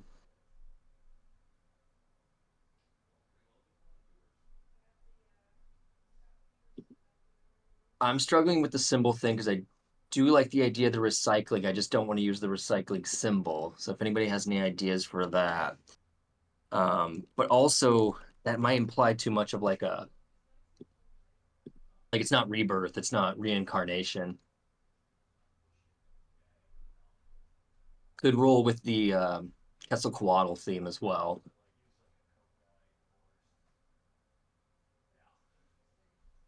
The Ouroboros, yeah, just a flag. Closed eye is kind of cool. The closed eye. I'm looking I at like there's the one closed eye. there's one here that has like basically an ankh with wings coming off of the ankh. That's pretty cool. Just do the fucking Quetzalcoatl. Quetzalcoatl. Fuck. Quetzalcoatl. Do the Q bird. Just do the Q bird as the... Yeah, the problem is that's like such like a I don't intense yeah, design. it really is. I don't know what this bird looks like at the top of my head, and I don't know how to spell it, so I can't like search it. Oh, Just gonna accept here I can send No, you don't the worry about it. I think if you go QUE... I think I already fucked it up. Didn't I get close? Oh no, you're good. I got QUETZALCOATL. Yeah. Oh, this sucker. I've seen this sucker. I was really going to hope your magical creature was going to be the guy that plays his nose as a horn. What's his name? Oh, the nose flute. What's that guy's name? That guy goes crazy. My little brother loved that shit as a kid. He had like so many of those guys. All right, okay, you ready? Are you talking about the guy? That thing? Yeah, that what's thing his name? sucks, dude. What sucks That about thing it? Sucks. Dude, I hope I'm gonna That really thing push for sucks. somebody to make the thing is that I can't directly decide anything is going to be in this campaign, so I just find myself pressuring people. Put the nose guy in. I think that's fine for you to have opinions about shit, though. You want to see? What about this? You ever had the bomb pop bubbly seltzer? You ever see this? Oh one? yeah, that's the best one. Did you find some? I couldn't insane. find any It's after 4th of insane. July. She got Coco they- Pelli. That's what it is. Thanks, St. Bo. No, they're great. I love these seltzers. You got them at Target. Yeah, those are so good, dude. All right, let's get going for Oki. Oki, are you ready to make a god? I'm absolutely ready to make a god. That's so cool that I say stuff like that. All What right. about that symbol? What about that symbol that I sent you real quick? Any thoughts on that, Oki Branson? I don't want to share it with everyone yet. Where is it? In the chat for the lab. Well, I think is it gonna? Because if I click it, it might show up on the screen. Is it something I that's- can show people on the stream? I'm just gonna click it. Oh, that's cool. Yeah, it didn't That's show pretty up cool. for him, but it did mess it up. Oh, it didn't format anything. Yeah, webcam's still good. All right, so figure out let's a way to get show you guys started here. So let's figure out the origin of your god. So what I'm going to do for this one is I'm going to just assume if you're an interloper god, you got brought. Of course, yeah. Soul god, naturally created. Enigma god, don't have to explain anything. So let's go ahead and start with your divine origin. So roll a D4. D4. I got a 4. We got an Enigma god. Enigma. Even amongst divine beings, you are viewed as particularly cryptic and mysterious. When it comes to your beginnings, you either do not remember, don't understand it, or find it too boring to repeat. You may remember multiple contradicting origin stories. Either way, you represent Apocrypha, the doubtful, the ever mysterious, the unknowable nature of the divine. I like that. I like All that right. a lot. Good So roll. you are I'm guessing you're going to keep that one. Yeah, we're going to keep that. I'm going right. to leave, I think by its nature, we'll leave that mysterious for the time being. Yeah, we don't Maybe have flesh that to. out. Yeah, exactly. All right. I think the idea of like some sort of like force that like needed an opposite or something to what what Joel had cooking up. Yeah, even in some of the examples I wrote that you were the first idea, born of a long forgotten god, you were a god born dead, you were a god who was in prison that you forgot. You were in prison so long you forgot who you are. It's kind of the Lovecraft almost god. Kind Yeah. of The main thing with this one is that it is inexplicable, so you cannot explain it. Joel, are you all right? you Where'd go. you go? Oh, Joel, get out Joel, of where there. are you at? Joel, get look, out of turn there. around. I'm Joel, down in my basement. turn around, Joel. That's just Tuvia. Oh, that's too okay. It's just- I didn't know you could just open Tuvia. doors. I didn't know. I thought you were okay. No, it's fine. See, that's Tuvia right there. I'm pointing at him. I know. Jesus. I know. I know what you're doing. I wish you'd warn us when you do stuff like this. I just moved to the basement. I'm sorry. All right, so let's go ahead and go to the elemental domain for your guys so far, Oki. So air, fire, water, earth, light, darkness, arcane, death has been taken. So I'm going to read that out so I remember. All right, go ahead and roll a D8 whenever you're ready. D8. 1 second here. You know, I had all this time to grab all the dice I need, and I just somehow didn't. Tape two Apocrypha D4s. means that it's like texts beyond the Bible. So, for example, like the Gospel of Judas is not considered to be in the Bible, but it's considered Apocrypha because it's sort of like stuff that's almost on the outside of it. It's not considered part of the canon, but it's stuff that people read in a scholarly manner to understand. That's called imagine Apocrypha. An Enigma god would have a lot of heretical texts. Well, I have an 8. That is going to be a repeat. You can't get death. We already have death. Nice Can I roll try. again. I'm gonna roll. I got a 3. 3, water. The god's that's good. That's this good. god's domain is that of the vast seas and oceans. Something of immense power rests at the bottom of the sea, hidden from all mortals. That's going to be the question we're going to have you answer for your lore question. So we're going to skip that for now. Do you like that one, or are you sticking love with that. it?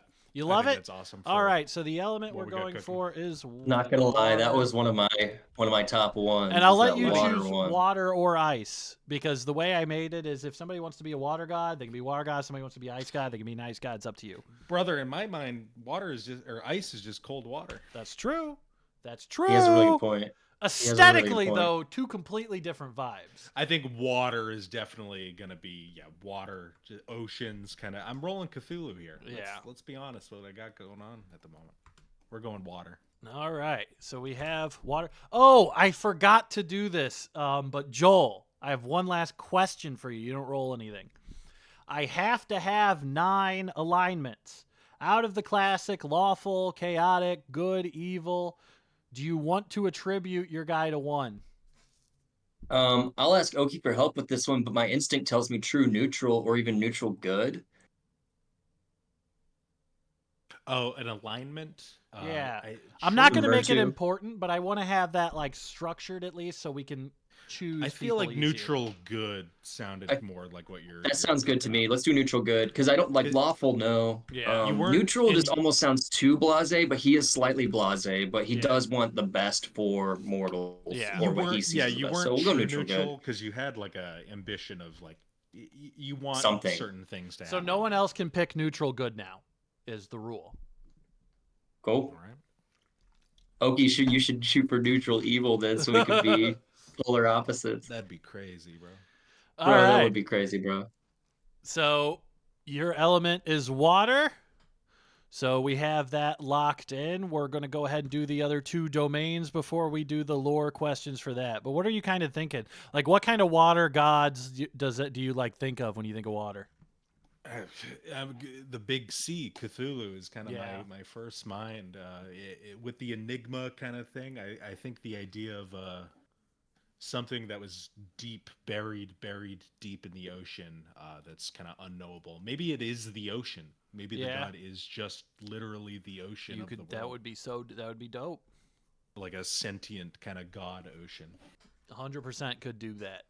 I like that a lot. That's kind of where I'm at right now.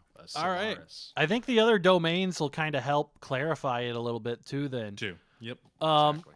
and I just also want to say, God of healing, God of life. If you, any of those stuff, that doesn't necessarily have to be good. You can figure Yeah, out a of course. real weird way to make that evil. We can figure it out. I like when Joel disappears and just his hat's there. That's really scary. That's Joel. really I don't like- scary. Joel, people are the Toofy has gotten huge.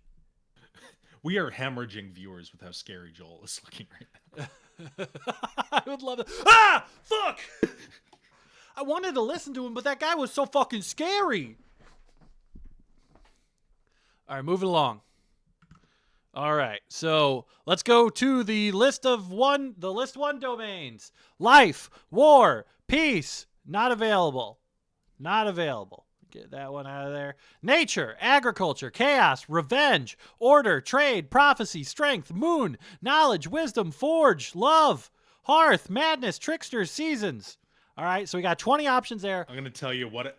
It was a D20 or was it? Yeah, it's a D20, and you got this. Keep in mind, you still have your auto pick if you feel inclined, where you get to just overrule and choose which one you want. Okay, I rolled a D20. What was 14?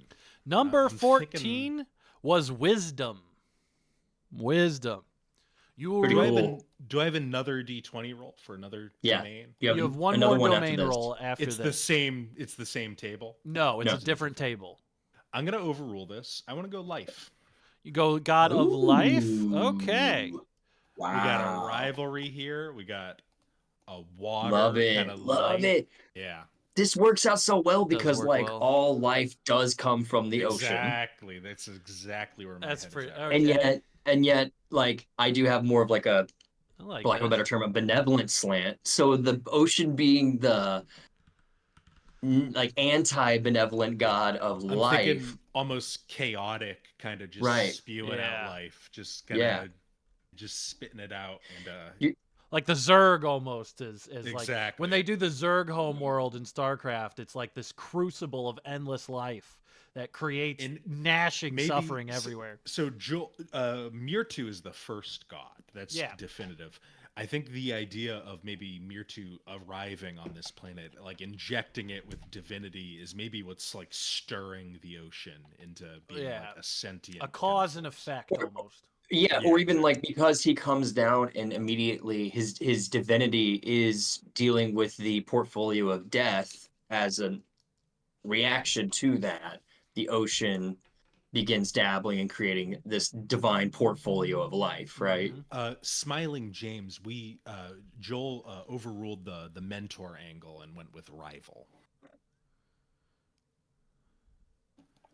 Which rival implies some friendliness at some point, is Yeah. I would say, versus just like pure enemies.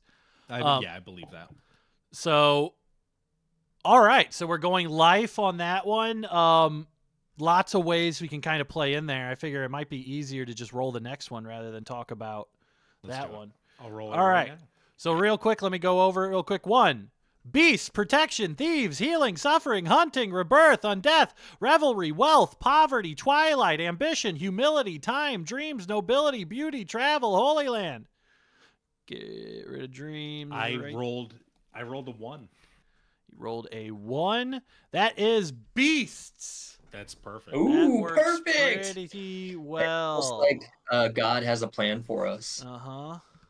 Just beasts, yeah, where I'm spewing out beasts. Oki, you could have also been the first dreamer. It's pretty good. That's interesting. Well, no, it's got to be mysterious. It's got to Yeah, be. I think we got to keep it vague. That but could I be a think the idea- possibility. there's But so he could many have a different cool, he interpretations. could have a of cool it. nickname, like all these lists of names, and also one of them is the first dreamer. That Like is the pretty first one cool. to receive the message from. Mm-hmm. Yeah, but who knows? I think just the keep it vague. The general idea of Myrtu's kind of divinity is what's kind of stirring things in this world now. And, For the domain of stirring it up. beasts, you rule over the divine domain of beasts, from apex predators to wild prey to domesticated animals. Your favored beast is a common species you created, yet you've also raised a different species to serve you as sentient beastmen. So you're actually going to be creating the first humanoid race that's going to be created in this world. So I think I know what we're getting. Yeah. yeah, so we'll have that kind of go in. So not only you're kind of starting off, where it almost looks like Myrtu arrives and creates this divinity, and almost the mortals arrive to you to circle kind of around you a little bit. I like that. All right, so we got all that stuff set now. Go back to the top of the list. All right. So we have that. You ready to start rifling through the lore questions? Joel, your dinner's here. Yeah, I'm trying to find a good ocean one for you, Oki. I'm sorry. Your dinner. That one wasn't perfect. Wait, you're saying these are fake backgrounds you've been doing the entire time? No, I'm sorry. I went. Yeah. My dinner got. Okay, let me thank go. Let me go check out my pool Yeah, thank in you. my backyard. Thank you very much. Um, All right. Okay. Yes. You're an enigmatic god of water, life, and beasts. For the first lore question, let me go to the water stuff. Something of immense power rests at the bottom of the sea, hidden from all mortals. Who, what, or where is it? An object of immense power at the bottom of the sea. It's got to be in the belly of some sort of whale, like a big or what is the? What is it in the Jonah myth kind of thing? It's not wait, a whale. bottom of a well. right? Yeah, Is it That's a whale? Jonah. I thought it was like Yeah. a big ass fish or something. So Yeah. it's actually translated in a lot of different ways, and sometimes they use the word Leviathan. So Leviathan. Ooh, in That's the kinda where we're belly going. of a It's in the lev- I think it's a person too. I think it's maybe like the first person to kind of a person. be enveloped by. Well, don't walk in. Oh, what do you got? Oh, thank you. My wife is hiding for the camera. Brought in a brownie. Oh, wonderful. all right, this background's making me sick. Yeah, it's gross. Check this out. But I think like a person like the. When So I'm the gonna ask ocean you to became create a sentient- I'm gonna ask you to create a favorite person. Could be this guy. It's this guy. He's like some undead, like the oldest man at this point, like just kind of undead, stuck in the oldest belly of the unmanned Leviathan. Immortal person living permanently in the belly of an undying Leviathan. All right. So is the object of power is the person? So let's talk about the Leviathan a little bit. This Yes. Leviathan, I presume, is going to be your magical creature. Yes. So Yes, absolutely. what sort of magical creature is this? Is it sentient? Does it follow your rules? Does it follow its own rules? I think it's. Is it smart? No, it's not smart. It is like a primal beast. That's kind of just the avatar of all of its power at this point. and it's nearly indestructible. It's kind of So it's almost like a Tarrasque on water. Yeah. It's basically something that's, if you go too far into the ocean, it's kind of the hard stop on like travel, Prevents like mortals from traveling into the deep sea. It wants to keep everyone corralled into its domain. What was that basically. fucking famous whale of like Constantinople that was always fucking sinking boats just because it hated people? Yeah, exactly. Just a fucking dickhead whale. With it being like it spawns. Hey, a lot of life. I went to my bathroom real quickly. I'm just gonna hang out here for the rest of the time. Is that Tuvia? Yeah, that's Tuvia. That's Tuvia, really? Mm-hmm. Okay. I'll take your word for that. I think it spawns a lot of like oceanic life too. It's constantly like sending out eggs and horrible monstrosities that people have to deal with. Can I say this? And I just think we should stick with this, and I know it probably isn't something you actually believe, but I really do like the idea of the whale laying eggs. Yeah, it has eggs. The whale... Well, I think that's fine. I mean, like if it's something like it's not a whale. It is just it's like a big fish, more or less. Like, oh, okay, I wrote it was a whale. Yeah, Leviathan fish. whale. I always thought a Leviathan was a fish. Oh, well, Leviathan just literally means giant sea creature. It could be fucking whatever, man. Exactly. All right, so you'll have a big fish. You have all this stuff, eating in a big guy in the center of it. So we'll keep that. In terms of like ocean travel, you really don't welcome mortals at all. No.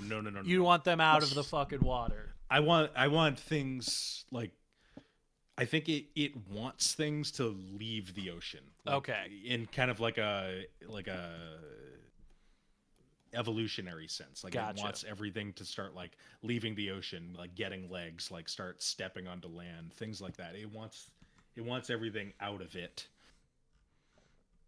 All right. It's like you're the brood and you're creating all this life, but there's no sense to come back to the brood. You're just Yeah, it wants things to leave the nest. I actually, you're going to create two different species as we move to life.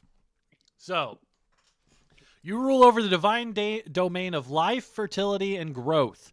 With the assistance of a magical item or a magical creature, you created the first sentient life on Earth. So, would you rather create another magical creature in accordance to the whale, or would you rather create a magical item?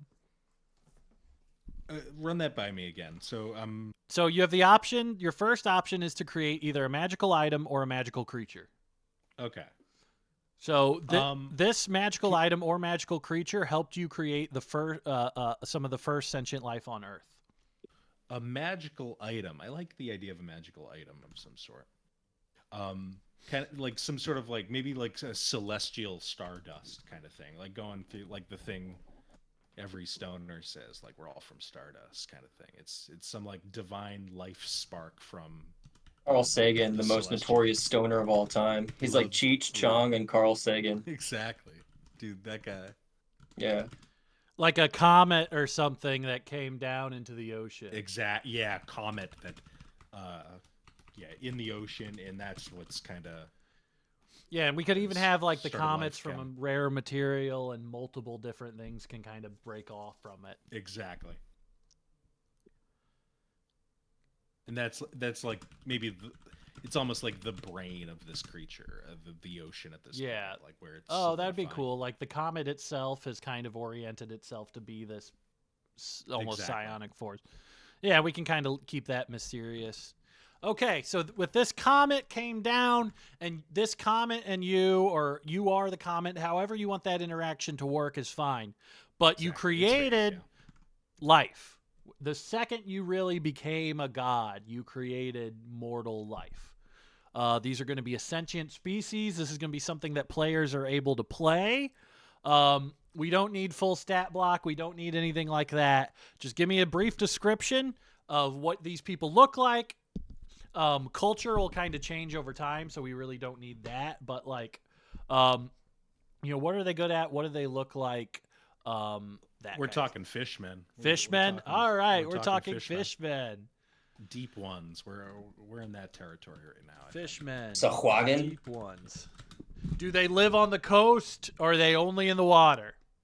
Both. I think they have underwater cities, kind of around, like just big, like Atlantis, like cities, and then they start moving up. And But the god doesn't hate these ones, right? These guys are cool to be in the ocean. these guys are chill right now. But yeah, I think they're coastal oriented for the most part. Like they're not kept too close.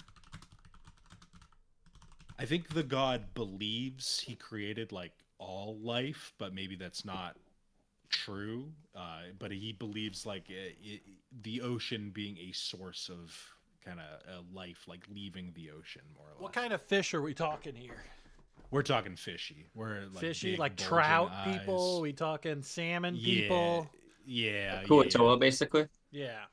I think they're tall. They're unusually tall for like what you'd think, but they are. Oh, they're- I mean, they are from like the ocean rather than like a lake, so they'd be naturally They're- bigger, probably. They need to right? go in the Big. water every so often, I imagine. Yeah, we're talking big eyes, like huge eyes, large mouth.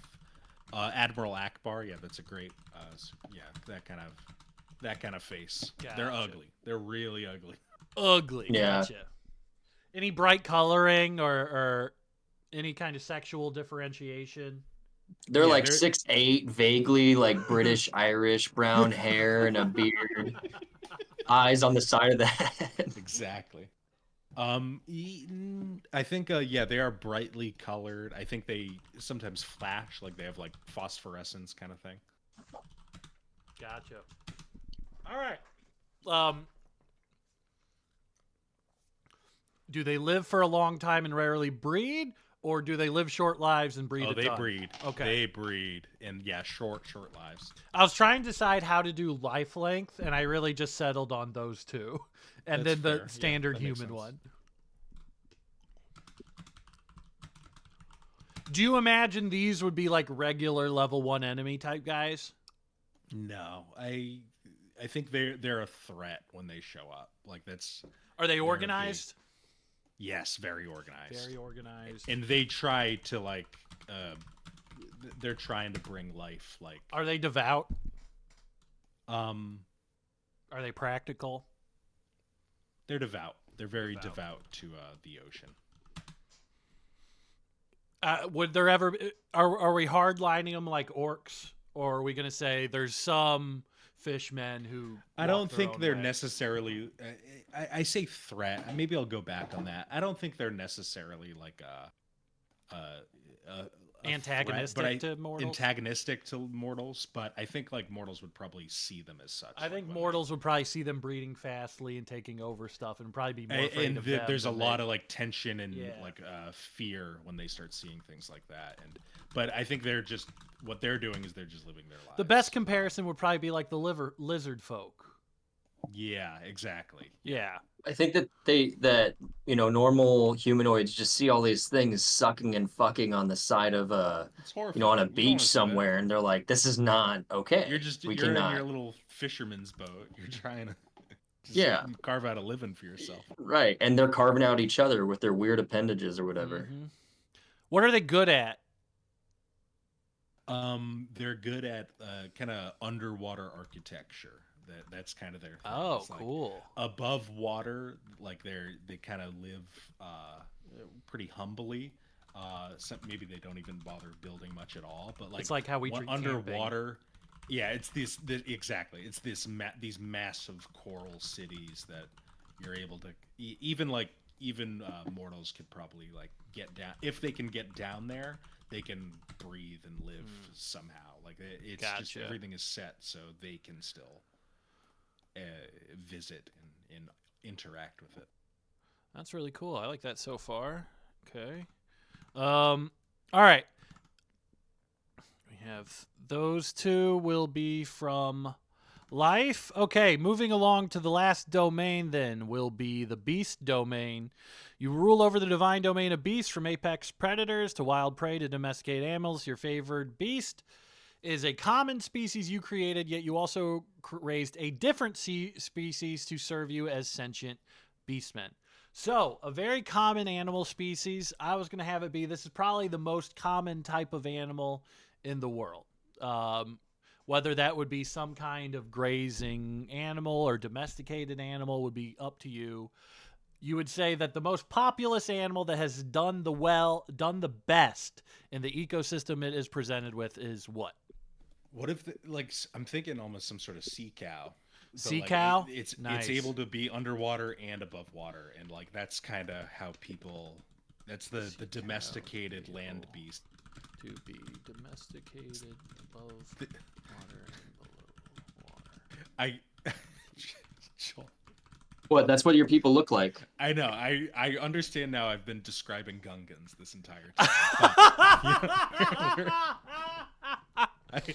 Now that I see a picture of a Gungan in Jar Jar Binks in particular, I understand that. All right, it's too late now. That's fair. No, that's fair. I've described You Gungans. I've made been thinking Gungans. of Gungans. Well, we have to think of a different fucking name than Gungans. So Gorp. That was my. First we're not. thought, I veto Gorp. What if you did Gungan backwards? You did Nagnugs. I'm gonna say that wrong and get in trouble. I'm not doing that one. So I'm not. So you're talking about the sea cows thing? No, I'm talking about the fish people. We never actually fish gave the people? fish, Yeah. the Gungans. We never actually gave them a name. What if we just call them carp? They are the carp. Carp. Mm. They are the carp. Okay, we got our first playable species other than humans. All right. So the sea cow is a good one. Okay, now back to the beast one. So the first up would be the sea cow. It's able to be domesticated. I imagine a lot of people kind of farm with it or kind of live. I imagine exactly. It's kind of risky raising them. It's a great. No, I think it's like a very use.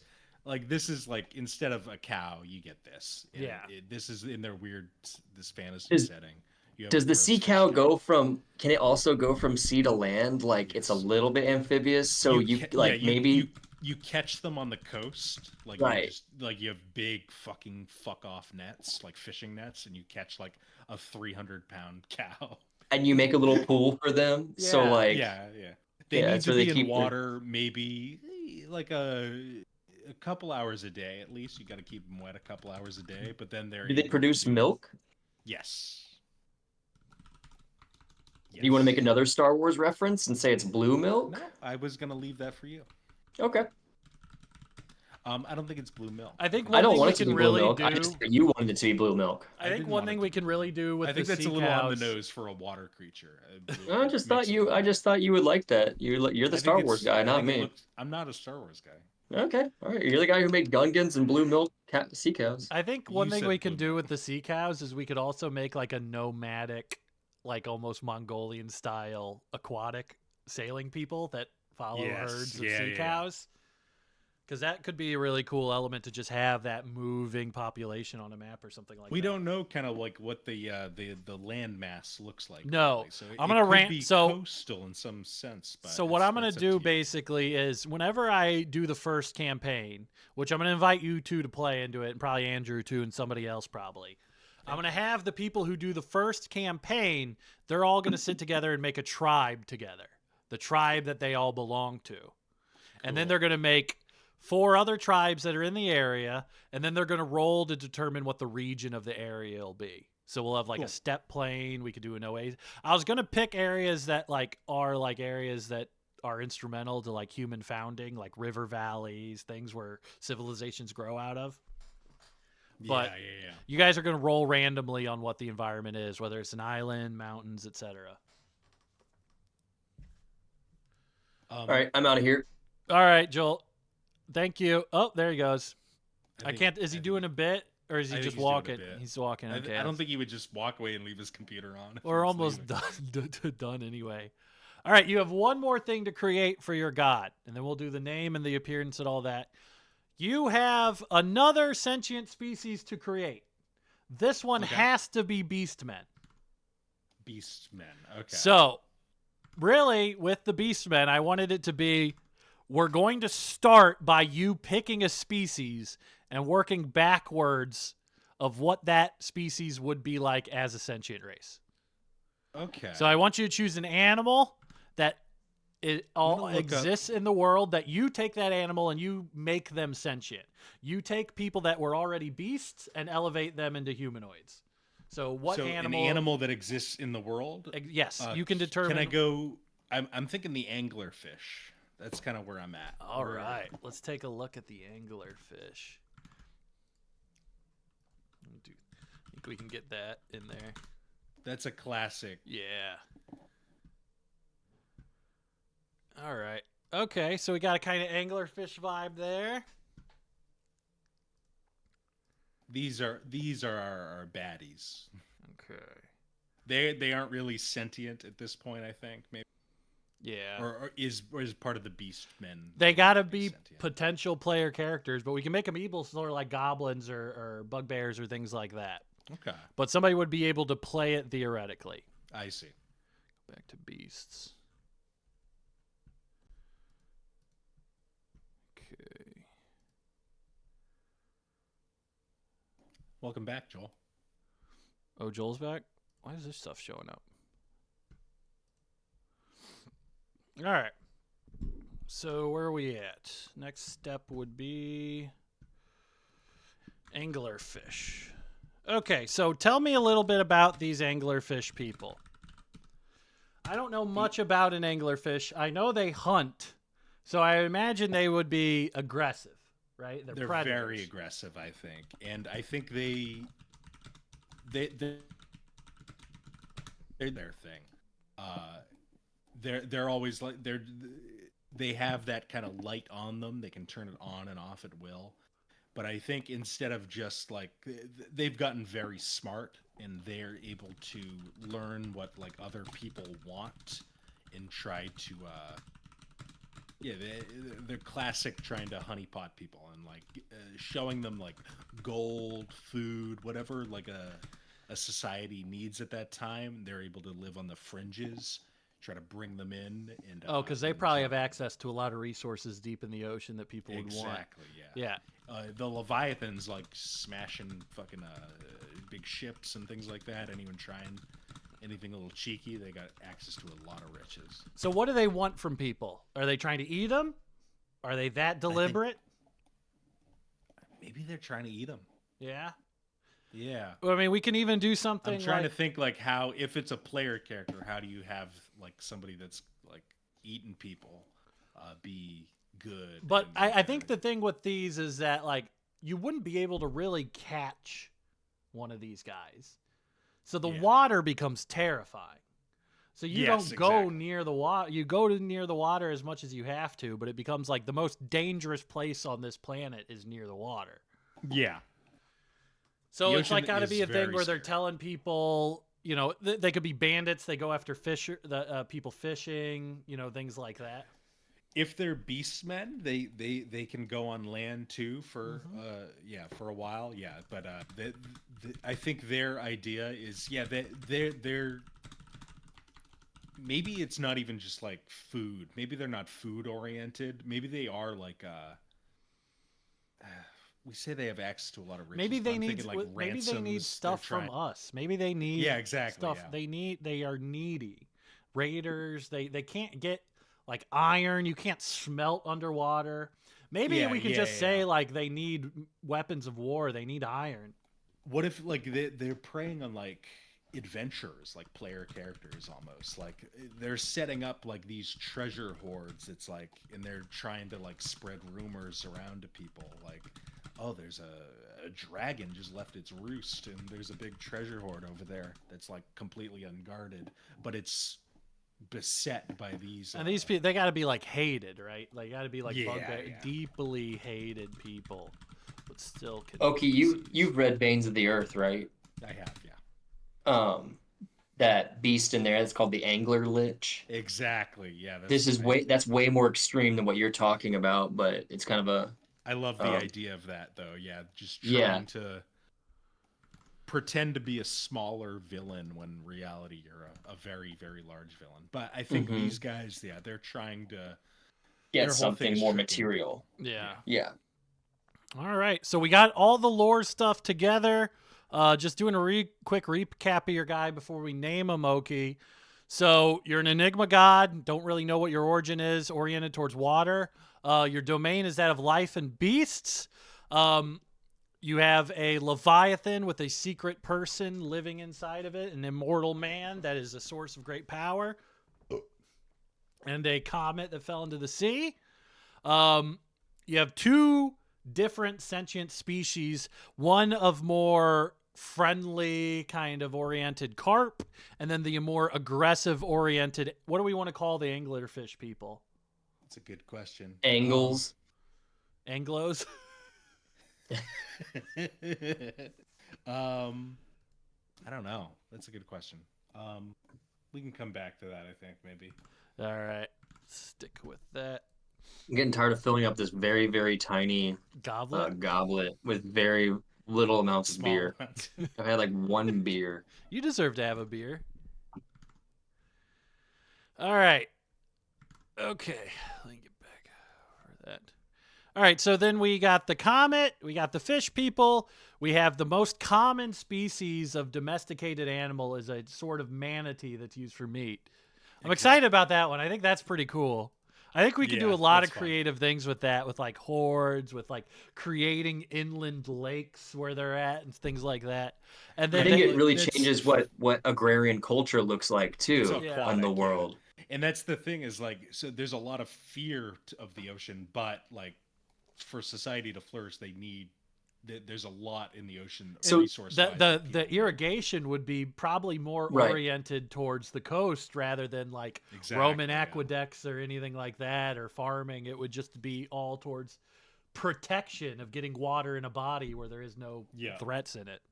Which in some ways, I mean, my favorite class is Ranger, so I'm thinking this already. It makes more sense for Rangers to exist in this world than in other worlds, like in Forgotten Realms or whatever. Yeah. Because like, why would you go out into the wilderness in those worlds? It's just death and destruction. Yeah. But here, it's like, no, these are pillars of the society that we need, and so we have to be able to kind of have that overlap of terrain between civilization and the wilderness. It's very cool. Yeah, there could even be like a condescending term for people who like live inland and can't do it, just goat people or something. Yeah. All right, so let's go to the top part with the name. Okay, before we get into the mortal stuff, what is your name and what do you look like? Zoth. Zoth. All right. Zoth. You sure it's not XOTH? Do you want to do the god? Do you want to do it, Joel? It's a friendly smile, Joel, but it looks like a dog smiling in submission.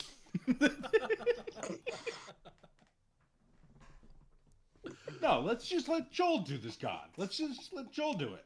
I like how he had tons of spelled suggestions for weird, my god. I was quiet, I was nice, I was kind.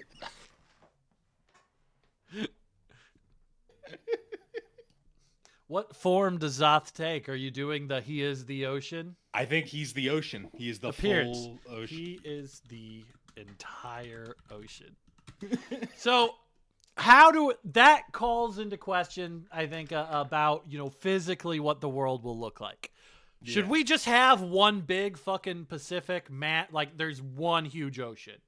Everything else is all on one side, and then like if there, we'll keep the world open. Maybe like this is just one big ocean. There's the setting where the campaign goes on. Yeah. Maybe there are other oceans that like are what on I- this what I world think- that no one can access yet. What I was gonna suggest is yeah, go ahead.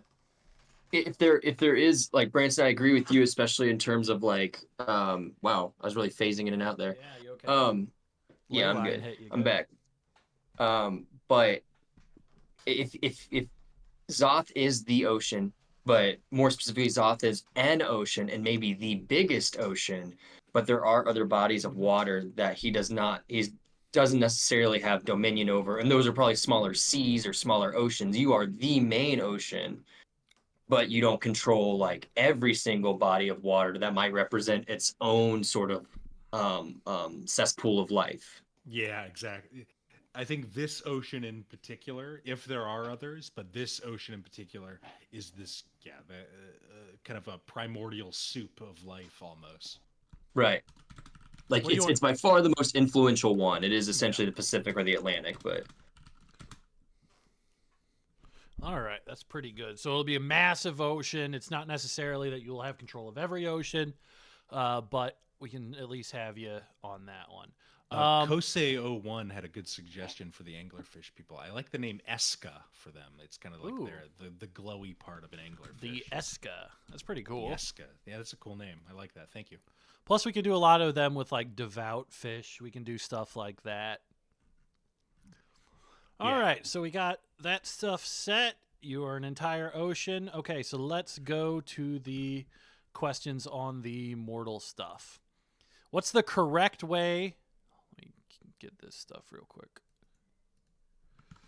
What is the correct way for mortals to worship you? A church, a cult, an order, something else?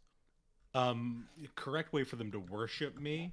I think cult. Cult feels Cult? right. Yeah, for these cult. Guys. Yeah. yeah, I was rooting hard for Colt yeah, right cult there. feels right And there. like fertility cults like that. They want people Ew. to have kids. Yeah. They're gross. Fertility Ugh. cults that Branson, want come on, man, you step in to here. Have more kids. Even within the fish people, like, do they run private cults or is it like a mass worship? I think the fish, the carp, we're talking mass worship. Yeah, they fully respect Zoth, but among like humanity, which I think we're kind of assuming is the default, humanity kind of untouched by all these Yeah. other gods at this point. They worship via cult.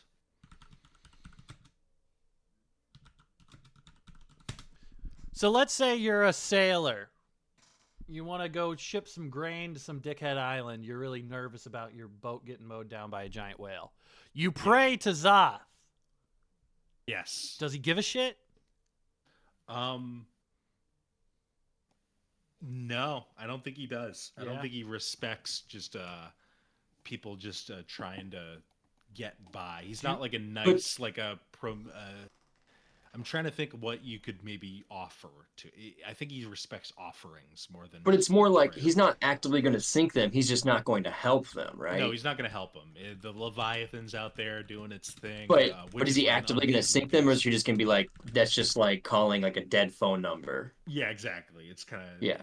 yeah. What kind of offerings does he respect? That's a good question. I think he. So I don't know if it can be like a sacrifice because he wants life. Like he wants kind of this fettering of life. I'm trying to think what you could offer something. Well, with the opposite of a sacrifice, maybe you give him an infant. Yeah. Maybe like we can do That's- something in the cult where That's like a creepy thing. the Yeah. It's what really maybe we can do this. The carp are very nice with people, but if you're a part of the same cult as them, they treat you like they kiss your ass. And the biggest thing they want is they want you to give them like an infant that they can raise underwater. They want Yeah, humans yeah, that- you're giving them a child The only thing to he wants is to be given newborns. that's why it's They seen are as so taken taboo to kind of underwater worship them. to be raised in kingdoms there. How much is a Zoth It's very, against very the taboo. It's got to be very taboo for humans to Yeah. give. Is Zoth very, very against the idea, concept, or practice of self-pleasuring oneself? Against. Why? It's nasty. It's wrong. It's to nasty and masturbate. it's a not waste. procreation. It's It's a waste. yeah, you're letting the seed hit the floor. Isn't that what they say? Mm-hmm. Yeah. Not me. I wouldn't say something like that. It's far too crass. But I believe there's It's gross. It's some sort of Bible Stink, thing. and it Yeah. just stinks. It stinks. Yeah. It stings when you do it. It stings. Hurts. It hurts so Smarts. much. I go ah. I'm being gross. Does he Yeah. hate people? No. Just No, nothing. I don't think he feels nothing. I guess No, he's not even likes- a he. I guess he's a they. He's Yeah, it it's an loves it. life. I Yeah. think it loves life, and that's why it's such a rival with Myrtu, who wants kind of an order. He wants the process of death. He doesn't even want to think about death. It's like he's more like die correctly, and then he's like live massively. Yeah, just live in abundance. It's an Yeah. ocean. It's the definition of an abundance. It's Yeah. like an ocean of something. It wants as much of something as possible. It wants as much life as possible. It wants as many beasts as possible. It wants like a chaotic It doesn't even really world. care if they're like responding to him or not. It just wants more life. It wants more people. Like this place would, Yeah. this thing would love Singapore. It would love like, holy shit, there's a lot of life there. There's a lot of guys there. Life, Densely packed people. Yeah, and it has no preconceived notions of what life should look like. It's like spit out life, let it Whatever- grow, foster, evolve. Whatever can be, must be. Exactly. All right. I think that's pretty good for that. Does he ever, or does it ever speak to mortals? Yeah, How? very rarely. I think it's if you're out in the ocean, you can hear it. I don't think it communicates clearly, like in like terms like people could understand, but it's the kind of like you're out in the ocean, you're alone, and you're hearing something kind of try to communicate its will to you, just a pure will. But it's the thing that's going to drive you to madness. Like you're taking sanity damage as you're. We can you're even do a thing that, experiencing like, this. even if you're trying to sail somewhere, there's some mythical island that you've never reached before. Even if your boat doesn't get destroyed, you get made fucking crazy. Yeah, that's. I don't want to have sailors, it make you too crazy because there is a domain for the god of madness, but this could play Yeah. with that. But sailors are kind of viewed with a lot of suspicion. Yeah, 'Cause it's possible, like cultists, possible cultists, sailors are viewed- possible cultists. They could have stolen a kid in the last fishing village that they were to get a safe travel, but they are viewed with a lot of. kind of This makes trepidation sense and that we have a suspicion. god of death and peace, and then we have people that are fucking terrified of the water. Yeah, Honestly, it's got to be fucking up your shit the most.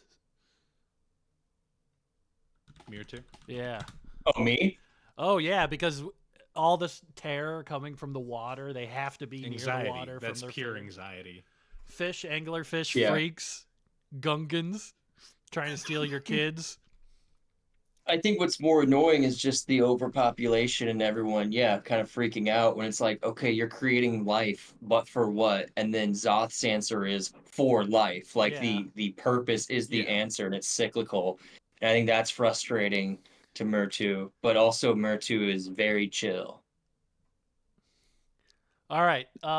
We talked about Like in that. a battle between Zoth and Myrtu, I think Myrtu is going down pretty easily. I don't think Myrtu can get. I don't think he can get his fingers around Myrtu. He's the god of death. He can just not die Yeah, he'd probably just give it no and just die. because he's told people not to make a big deal about it. Yeah, he's bored. The guy inside of the stomach of the Leviathan, Yeah, let's call him let's be on the nose. His name is Jonah. Jonah. And he has like, I think you'd almost want to seek him out, like as a quest or something, because he has all the knowledge of the universe at this point. Because he has all of the knowledge of the universe. He was the only mortal living that saw the beginning of the gods. Yeah, And we can have that be clarified later on.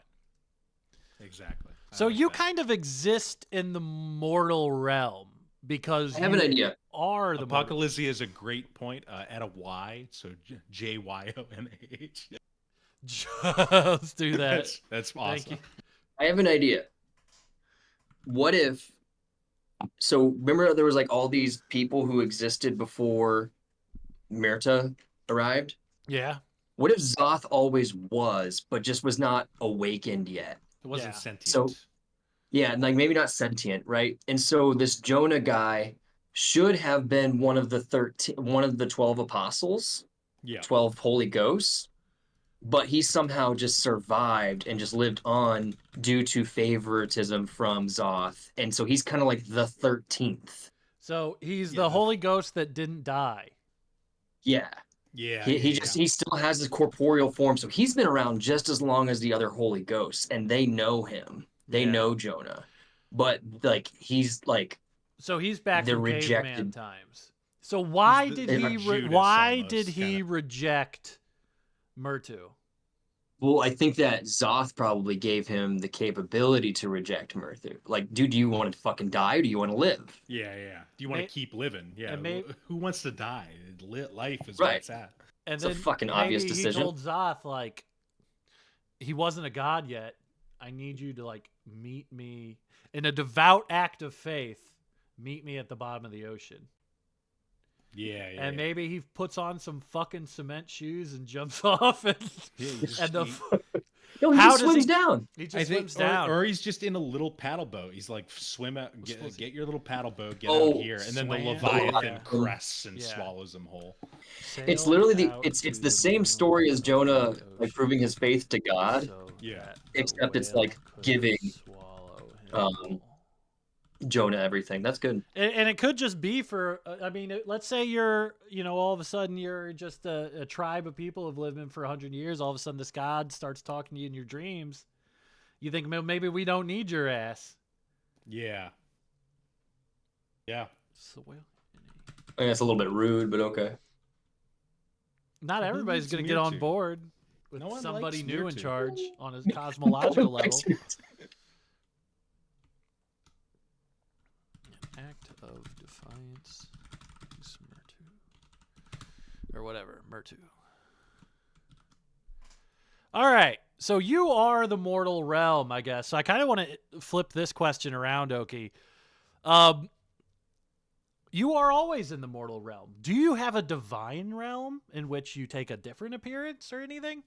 Or are you strictly attached to the mundane? Material. He likes material Strictly things. He doesn't want to. Attached He has no to the interest in mundane. No dreams and like other kind of realms of being. Why would you want to be there when this is where interest everything's in happening? Anything Right, this is metaphorical. life. This is I where have no things interest in happen. anything metaphorical. I have. Oh, fuck off. I'm the ocean. I am the ocean. I am the ocean.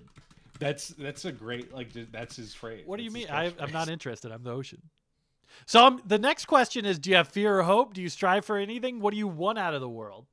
The fear is that things are gonna stop living. Is the death like The eternal? fear Like is that things stop living. eventually this plant he views Eventually, everything as so fragile. die. Things are fragile. Things He sees are death everywhere. too fragile.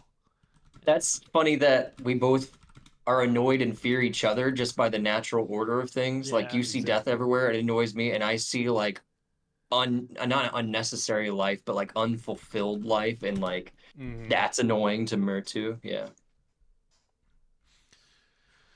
All right. Did we do your appearance yet? Other than you're just the ocean. Does the ocean take on a unique color? Does the ocean have any kind of traits? We're going a purple, a wine ocean. I you know, love like that. in like a Homer, like Odyssey, where they describe the ocean. Oh as, like, yeah, because they don't. wine-colored. They're so stupid. They don't have a color for blue yet. They don't know what blue is The yet. So stupid we're fuckers fully. that use the same word for green and blue until like fucking 2,000 years ago. But yeah, we're fully wine-colored ocean. We're like a weird, almost purplish kind of thing, All right. let's or do dark red almost. a wine-colored ocean. Joel, I Hey, figured sign you'd me like up for that. Yeah, see, I thought that would get your attention. I'm chilling. You're chilling.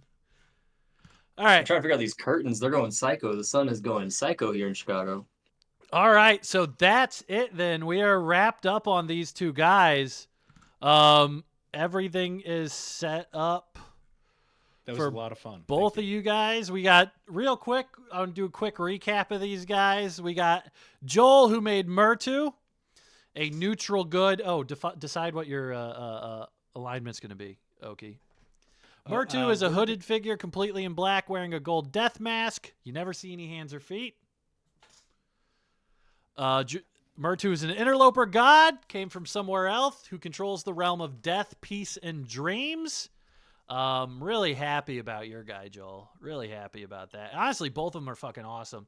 And we got Zoth, who is an ocean tied firmly to the material realm, who is in charge of water, life, and beasts. So I'm really, really excited to how these things are kind of shaping up here.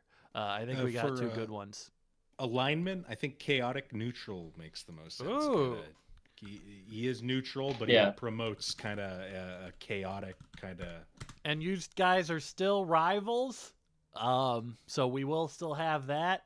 I think one thing that would be smart to do here while I have both of you here, Zoth and Myrtu, one instance where they had conflict early on in the world. So again, I kind of like the idea of like, okay, if you're cool with this, of Zoth existing, predating Myrtu. I think Myrtu's... maybe we'll say like the comet existed, like that kind of thing. That the kind of like the evolution where like things are leaving the ocean, evolving, things like that. That process was Maybe happening. the comet would have taken 10,000 years, but it would have done the same thing. But the arrival maybe spurned it or something. Yeah, no, I'm not saying that you were in your full form. That The Zoth consciousness of Zoth was after the arrival of Myrtu from another dimension. Yeah, that's right. And so I guess that like there is a moment where Myrtu comes to this new world from the old pantheon, and there has to be a moment where Zoth's consciousness does come online.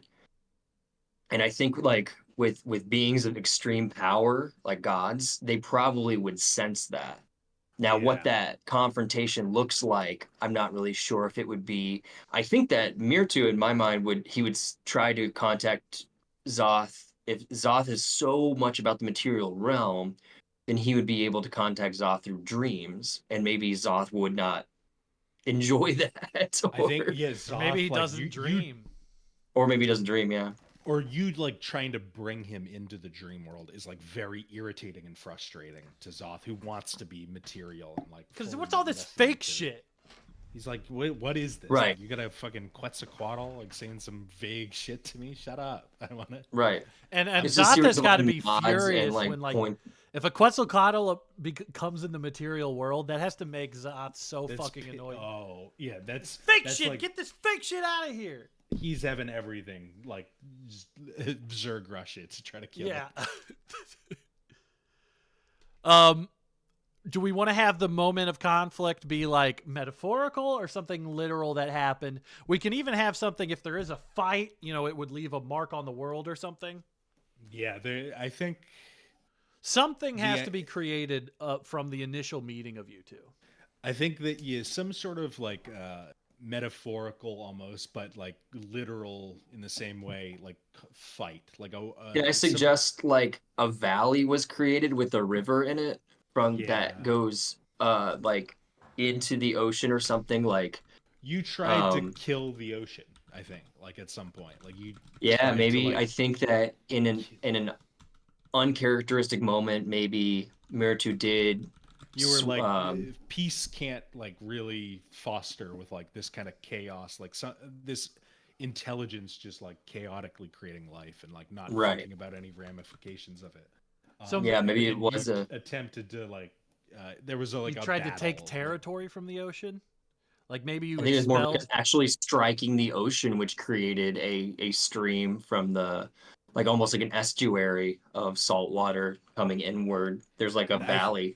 We probably like wounded each other enough to be like, okay, we can't like this is not gonna resolve. So you equally matched. You create this sort of like almost like delta of multiple rivers that all come from Myrtu and a tall like maybe it was like some land mass that got split.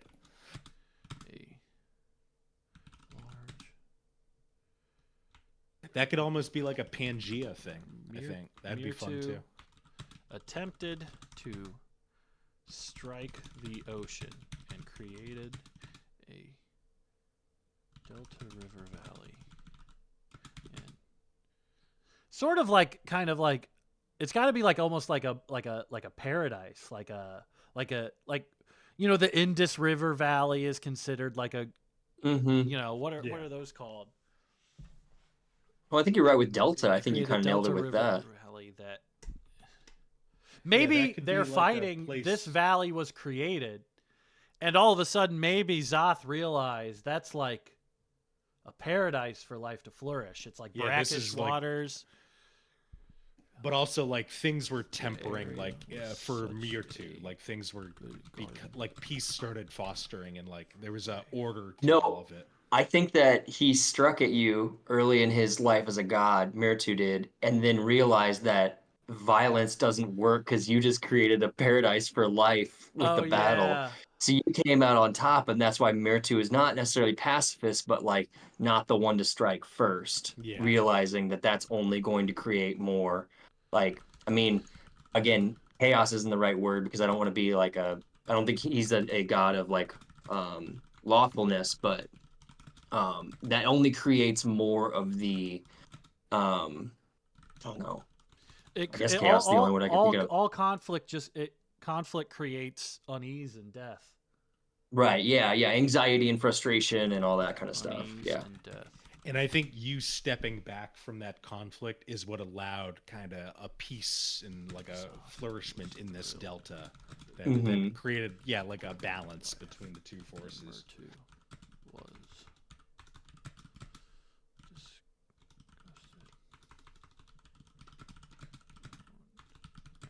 But I like the inversion of this. What do we want to call this valley?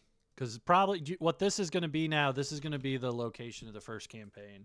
Because I was going to have it be in a river valley anyway, so. Let's turn it to chat. Yeah, they can name it. Guys, give me a good name of the blank valley or something valley. Give me something that sounds good. Yeah, they're gonna really knock this one out of the fucking park. Let's see. Hey, they did good with adding the Y to Jonah. That was great. They can do that. Mike Valley. Fuck you, Mike. We're not naming it Mike Valley. Come on. That's a good bit, though. I don't know. Do we want to go with some like here? I got the Rig Vita here. Wow, the best answer we got was Mike Valley. What? Give me a page number, Joel. I'm gonna Vita. Let's do that. let's go with a nice, cool 44. Chris Pronger, baby. Let's go Pronger. Man, we should just call it Pronger Valley. Pronger Valley's pretty good. Let's just do Pronger Valley. It's going after Chris Pronger. We got Pronger Valley here. This has created Pronger Valley. That worked out well. Mm-hmm. Pronger Valley.